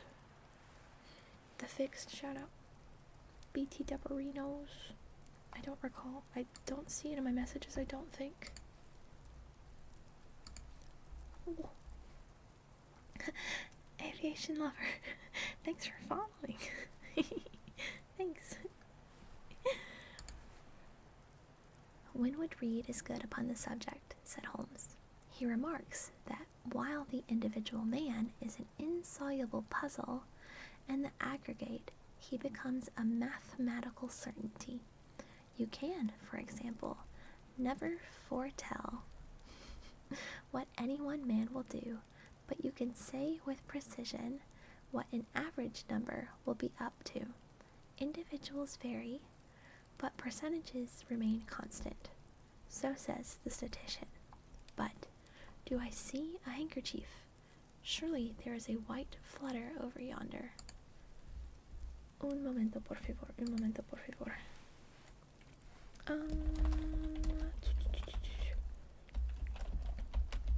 Okay, perfect.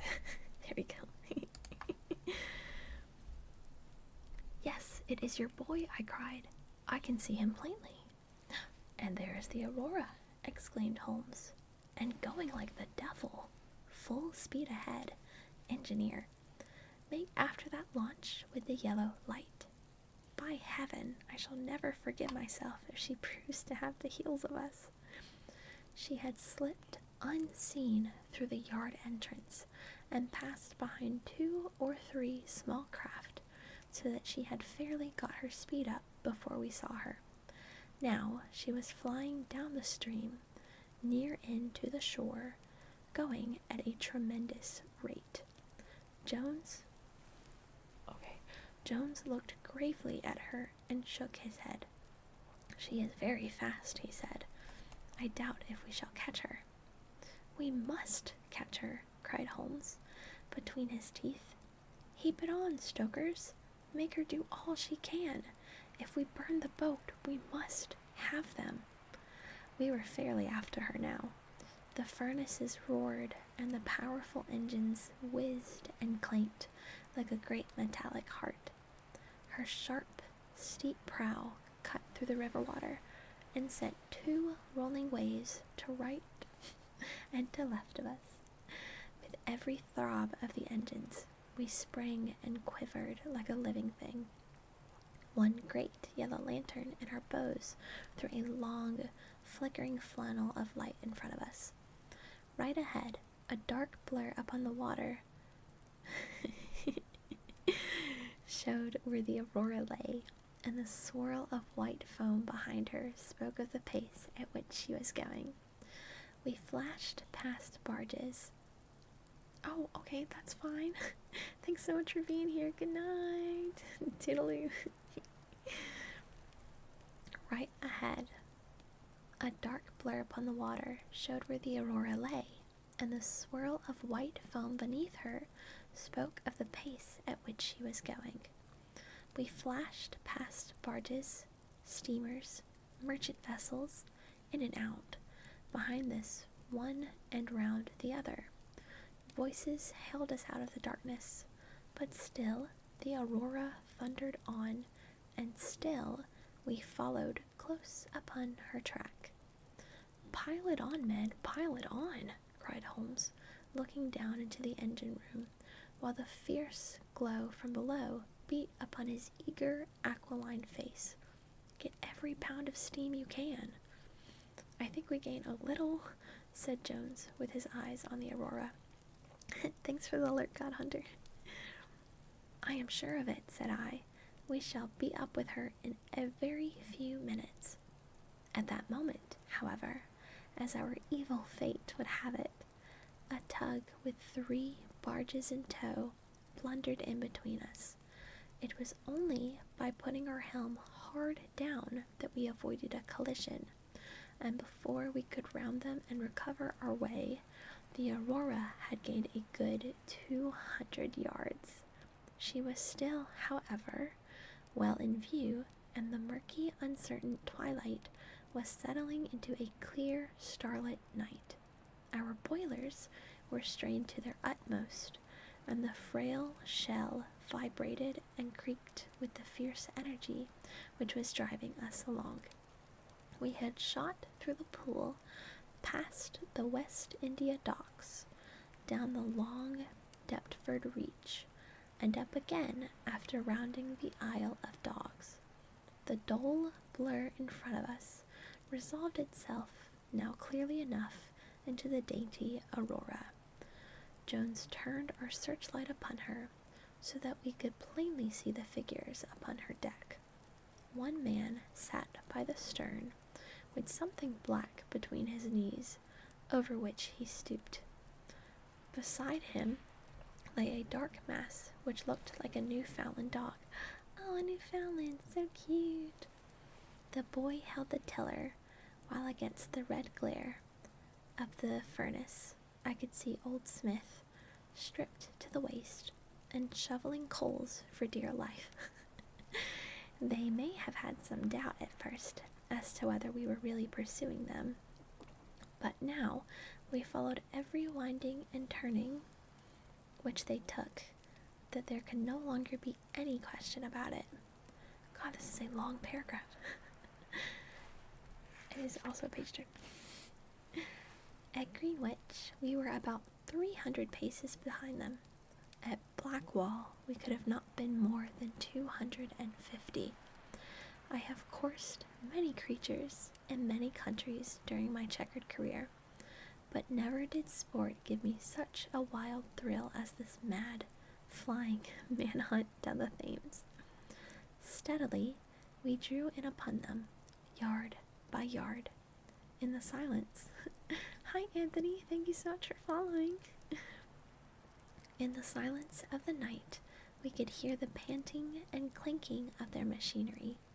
The man in the stern still crouched upon the deck, and his arms were moving as though he were busy, while every now and then he would look up and measure with a glance the distance which still separated us. Nearer we came, and nearer. Jones yelled to them to stop. We were not more than 4 boat lengths behind them, both boats flying at a tremendous pace. It was a clear reach of the river, with Barking Level upon one side and the melancholy Plumstead marshes upon the other. At our hail, the man in the stern sprang up from the deck and shook his 2 clenched fists at us, cursing the while in a high, cracked voice. He was a good-sized, powerful man, and as he stood poising himself with legs astride, I could see that from the thigh downwards there was but a wooden stump upon the right side. At the sound of his strident, angry cries. There was moment in the huddled bundle upon his back. Upon the deck. Why did I say back? That's so weird. It straightened itself into a little black man, the smallest I have ever seen, with a great misshapen head and a shock of tangled, disheveled hair. Holmes had already drawn his revolver, and I whipped out mine at the sight of this savage, distorted creature.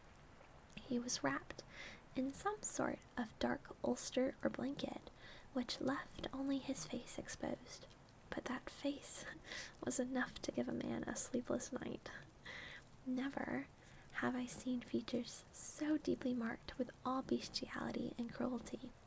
His small eyes glowed and burned with a somber light, and his thick lips were writhed back from his teeth, which grinned and chattered at us with a half-animal fury. Okay, hold on.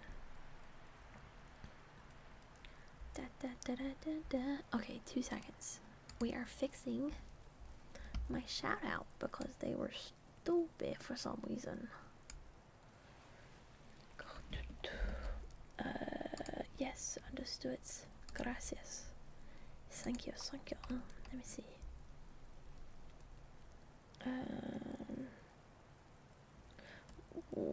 Oh. Wait. But it's not. Oh, it is. That's my dumb. Oh, yeah, wait. Who typed that? Did I type that? That's weird. That's crazy. Okay. That. Actually, I don't have that bit in there. Hold on. I'm a script. Copy. Yes, I see that.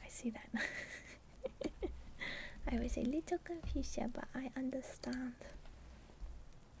Okay. There, that should be fixed. Save. Okay, I think my shout out is working. Thank you, Benzo. Many thanks. Who can we... Benzo, I'm gonna shout you out. Or not. What if I shout myself out? How about that? Oh, okay, yeah, you can shout out Cherry. Oh, nope, it looks like it's still not working. I didn't follow correctly. Ah, darn nabbit. Oh, no. Oopsie doopsie.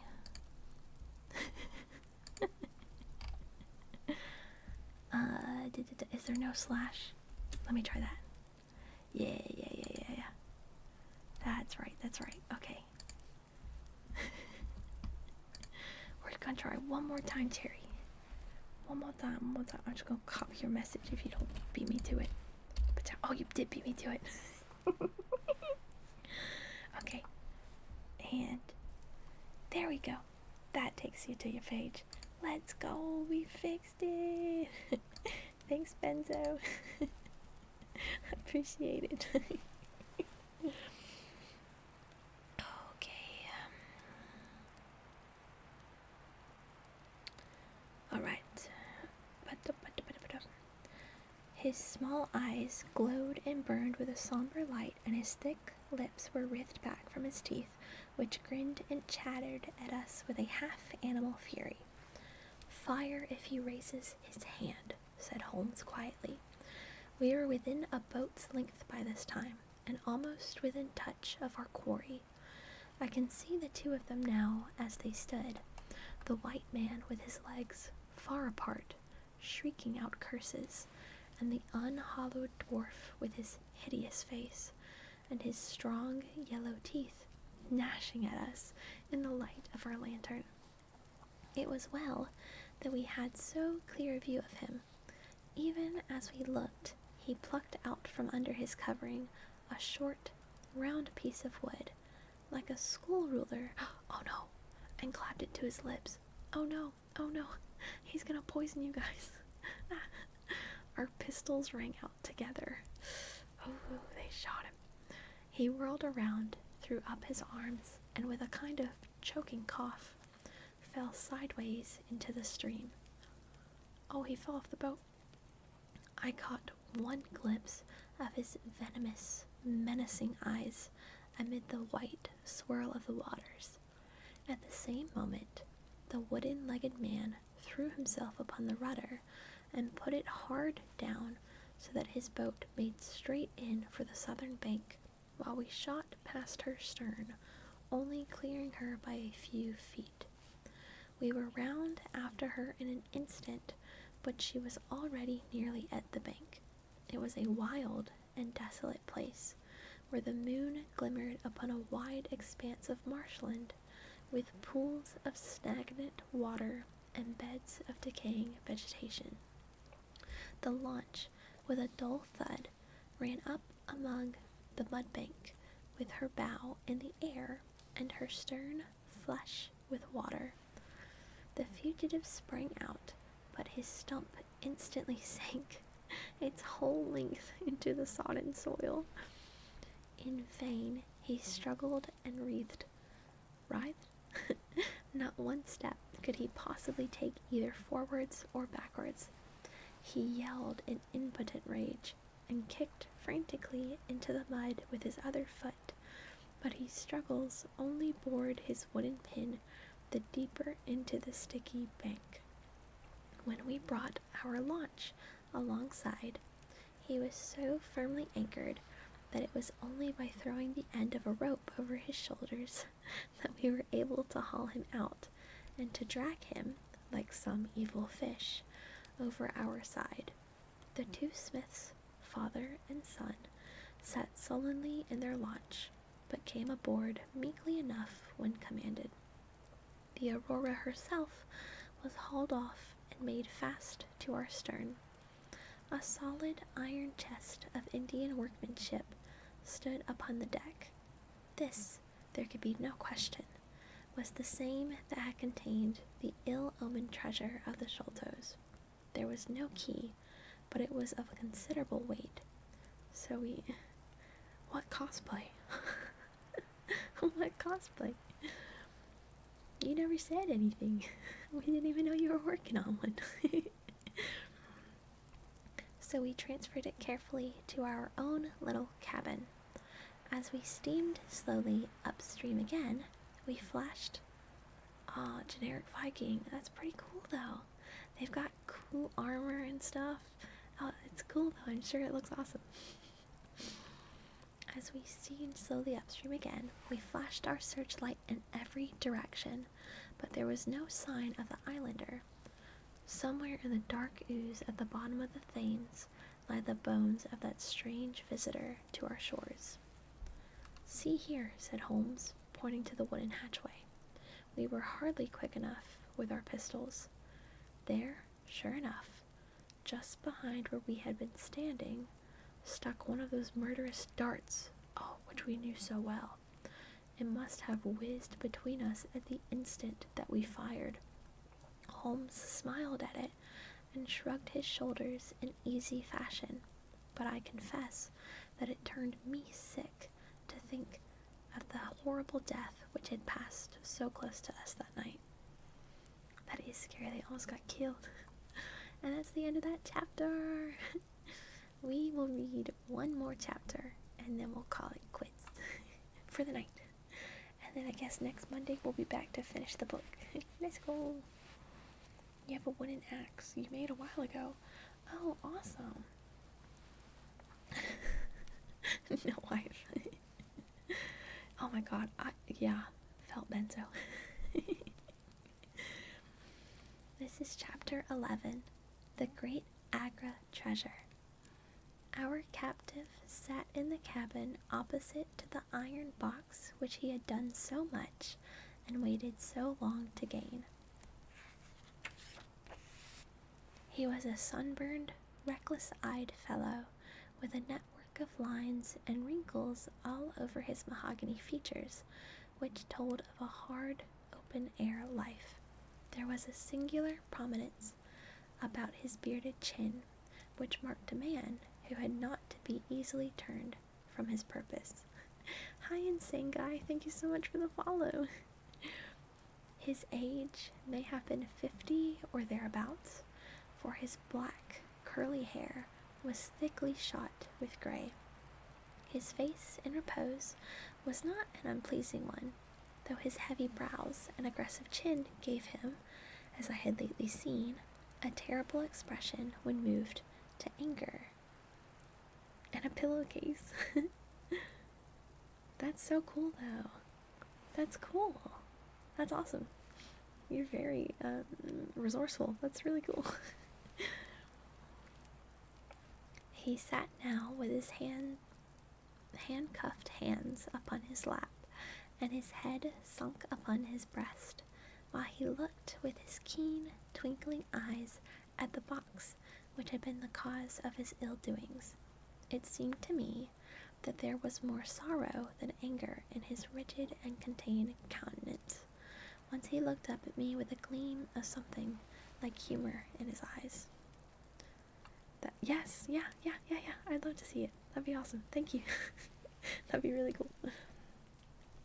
Well, Jonathan Small, said Holmes, lighting a cigar, I am sorry that it has come to this. And so am I, sir, he answered frankly. I don't believe that I can swing over the job. I give you my word on the book that I never raised hands against Mr. Sholto.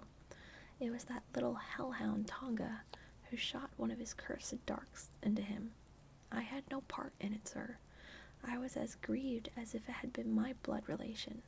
I welted the little devil with the slack end of the rope for it, but it was done, and I could not undo it again. Have a cigar, said Holmes, and you had best take a pull out of my flask, for you are very wet. How could you expect so small and weak a man as this black fellow to overpower Mr. Sholto and hold him while you were climbing the rope? You seem to know as much about it as if you were there, sir. The truth is, I had hoped to find the room clear. I knew the habits of the house pretty well, and it was the time when Mr. Sholto usually went down to his supper. That's right. Klein going and taking some more than Arya's legs. Oy vey. Okay, I shall make no secret of the business. I know, little Klein. The best defense that I can make is just the simple truth. Now, if it had been the old Major, I would have swung for him with a light heart. I would have thought no more of knifing him than of smoking the cigar. But it's cursed hard that I should be lagged over this young Sholto, with whom I had no quarrel whatsoever. You are under the charge of Mr. Anthony Jones of Scotland Yard. He is going to bring you up to my rooms, and I shall ask you for a true account of the matter. You must make a clean breast of it, for if you do, I hope that I may be of use to you. I think I can prove that the poison acts so quickly that the man was dead before you ever reached the room. That he was, sir. I never got such a turn in my life as when I saw him grinning at me with his head on his shoulder as I climbed through the window. It fairly shook me, sir. I'd had half killed Tonga for it if he had not scrambled off. That was how he came to leave his club, and some of his darts too, as he tells me, which I dare say helped to put you on our track. Though how you kept on it is more than I can tell. I don't feel no malice against you for it, but it does seem a queer thing, he added, with a bitter smile, that hi, Sir Chatty Matty, thank you so much for the follow. I love your name. But it does seem a queer thing, he added with a bitter smile, that I, who have a fair claim to nigh upon $500,000 of money, should spend the first half of my life building a breakwater in the Adamans, and am like to spend the other half digging drains at Dartmoor. Hello! Oh, that's awesome. Thank you. Thanks. It was an evil day for me when first I clapped eyes upon the merchant Achmet, and had to do with the Agra treasure, which never brought anything but a curse yet upon the man who owned it. To him it brought... Oh!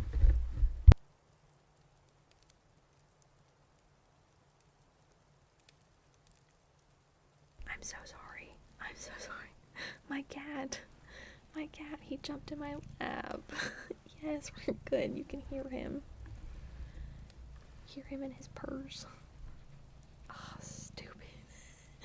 Puppy, you can't just go jump in my lap without warning. You hit my mic and make it peak. You make it hit the red. You can't do that. We have to be quiet for ASMR. That goofy woofy. Hi, Peppy. You can stay. You can stay. You just... We all have cats, I know. They are very chaotic animals. But they're wonderful.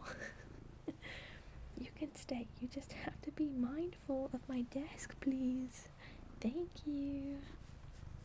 True it is, isn't it? Okay, gosh. Okay. To him, it brought murder. To Major Sholto, it brought fear and guilt. To me, it has meant slavery for life. At this moment, Athelney Jones thrust his broad face and heavy shoulders into the tiny cabin. Time to hop back into bed. Go sleepins. Good night. Quite a family party, he remarked. I think I shall have a pull at that flask, Holmes. Well, I think we may all congratulate each other. Hi, Katsu. Thank you so much for the follow. Appreciate it.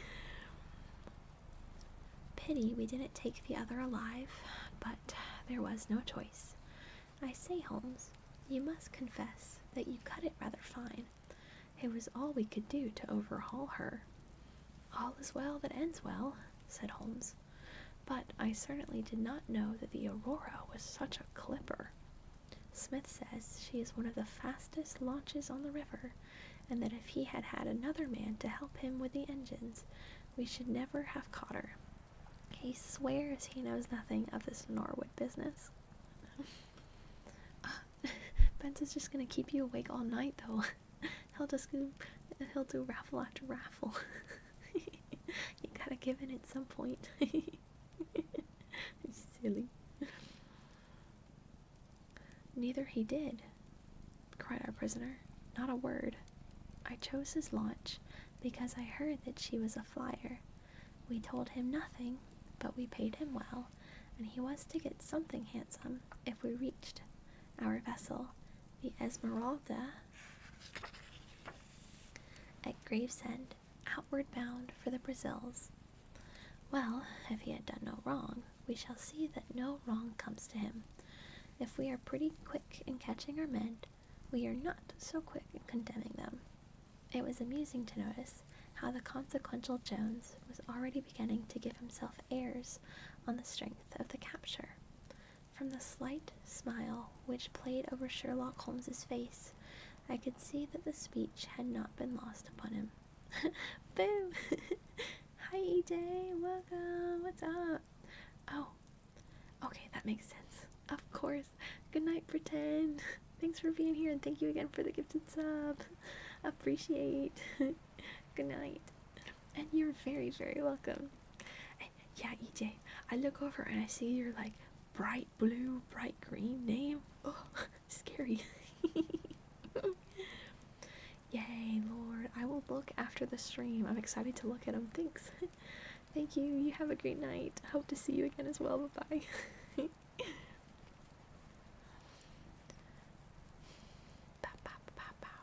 Okay. Yep. From the slight smile which played over Sherlock Holmes's face, I could see that the speech had not been lost upon him. We will be at Vauxhall Bridge presently, said Jones, and shall land you, Dr. Watson, with the treasure box.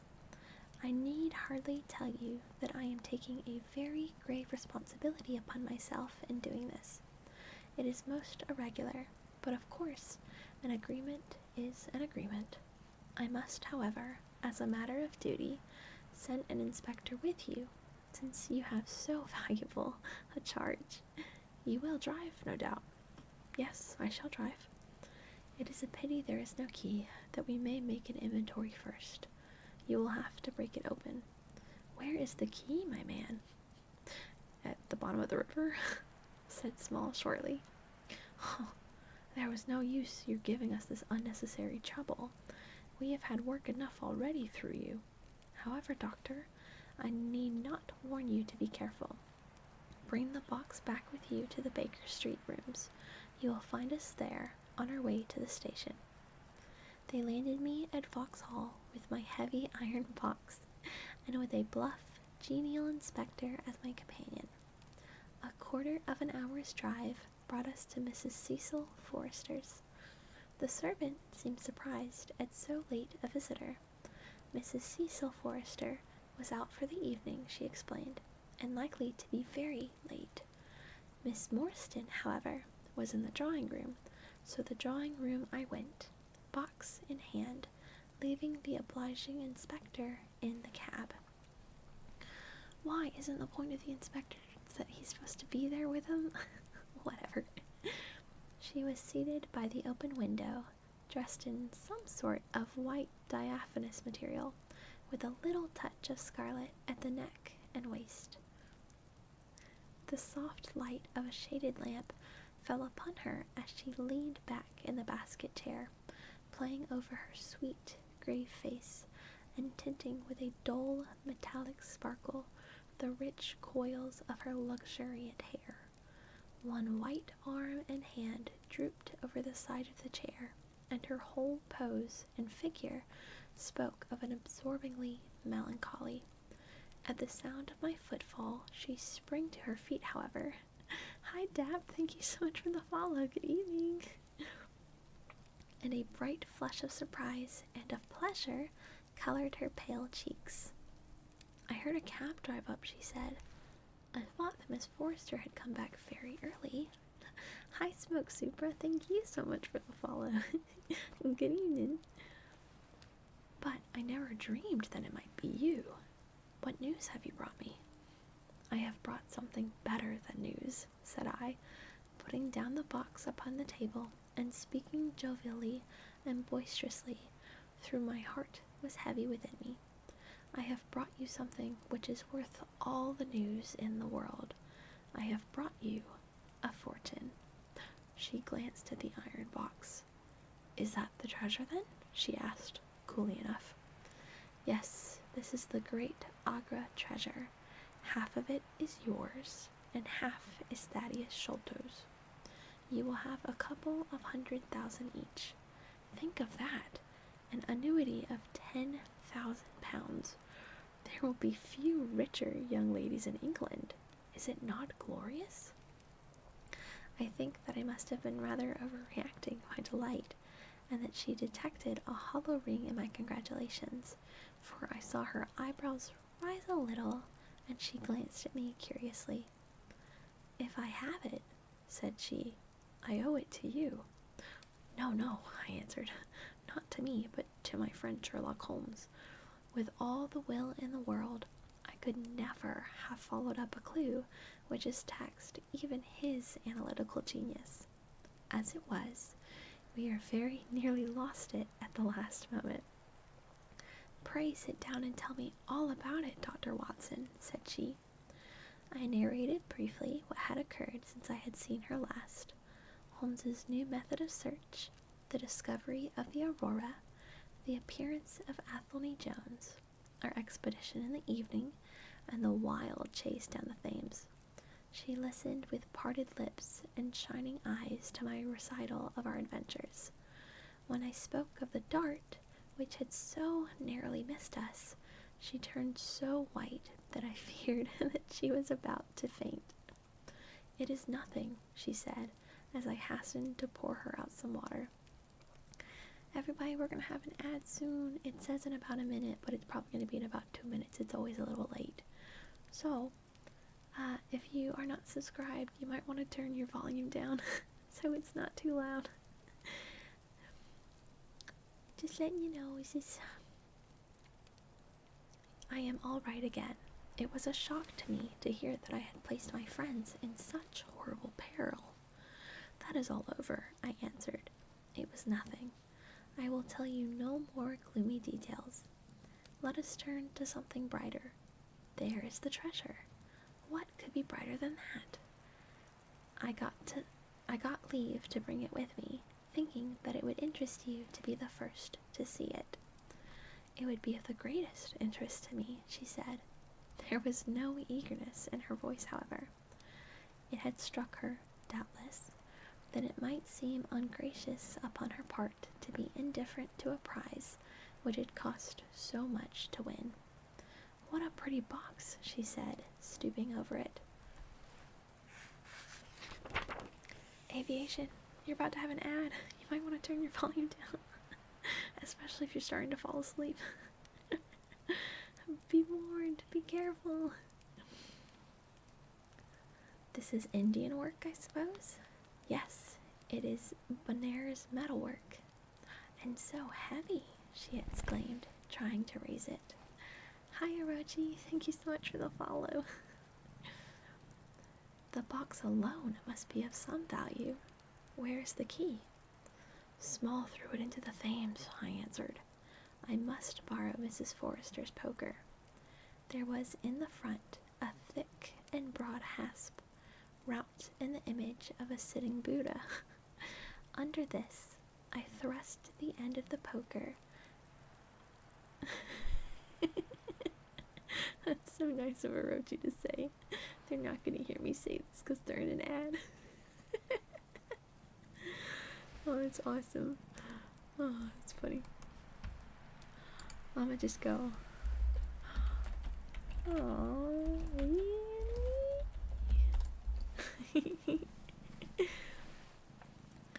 I must borrow Miss Forrester's poker. There was oh, we already got to the boot of it. Under this, I thrust the end of the poker and twisted it. It is a W compliment. And twisted it outward as a lever. The hasp sprang open with a loud snap. With trembling fingers, I flung back the lid. We both stood gazing in astonishment. The box was empty. Wait, huh? Why is it empty? Whoa, wait. That's not good. Okay. No wonder that it was heavy. The ironwork was 2/3 of an inch thick all around. It was massive, well made, and solid, like a chest constructed to carry things of great price, but not one shred or crumb of metal or jewelry lay within. It was absolutely and completely empty. The treasure is lost, said Miss Morstan calmly. As I listened to the words and realized what they meant, a great shadow seemed to pass from my soul. I did not know how this Agra treasure had weighed me down until now that it was finally removed. It was selfish, no doubt, disloyal, wrong, but I could realize nothing save that the golden barrier was gone from between us.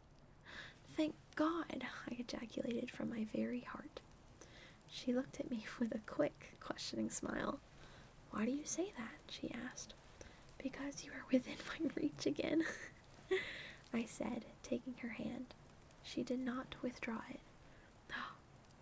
Oh, because I love you, Mary, as truly as ever a man loved a woman, because this treasure, these riches, sealed my lips. Now that they are gone, I can tell you how I love you. That is why I said, thank God. Then I say, thank God too, she whispered, as I drew her to my side. Whoever had lost a treasure, I knew that night that I had gained one. Oh my God, he confessed to her that he loved her. Oh my God. Let's go, Watson, get the girl. But that is the end of the chapter. Good night, Aviation. Good night. And hello, Insane Guy. What's up? Oh my God, I got hair all over my nose from my cat in my lap. Oh my gosh. Oh, it's all over my face. He needs a brushing. Okay, though. It sucks you guys had an ad right at the end. All that you guys missed was that the treasure is empty, and then Watson told this girl that he loved her. So that was so cute, so sweet. But that's it for the night. I already know exactly who we're gonna go raid. I saw her go live. Let me just make sure I get her name right. I don't have an exclamation socials. There's so much stuff you keep doing that you gotta tell me before, and then I guess we can set me up. Good night, Alejandro. Thank you so much for being here. Have a great night. Good night, good night. And I think that's spelled correctly. It is. I hope that everybody else has a wonderful evening and that you guys will come back again. You're still awake. Awake for the end. Let's go. I will be back with more reading on Monday. If you wanted to come for some gaming, I'll be back on Thursday for gaming. Otherwise, maybe and hopefully I'll see you again Monday. Good night, friends, and you're so welcome. Good night, good night, good night. Toodaloo. We're gonna go raid Maury. Huzzah. Good night, bye-bye.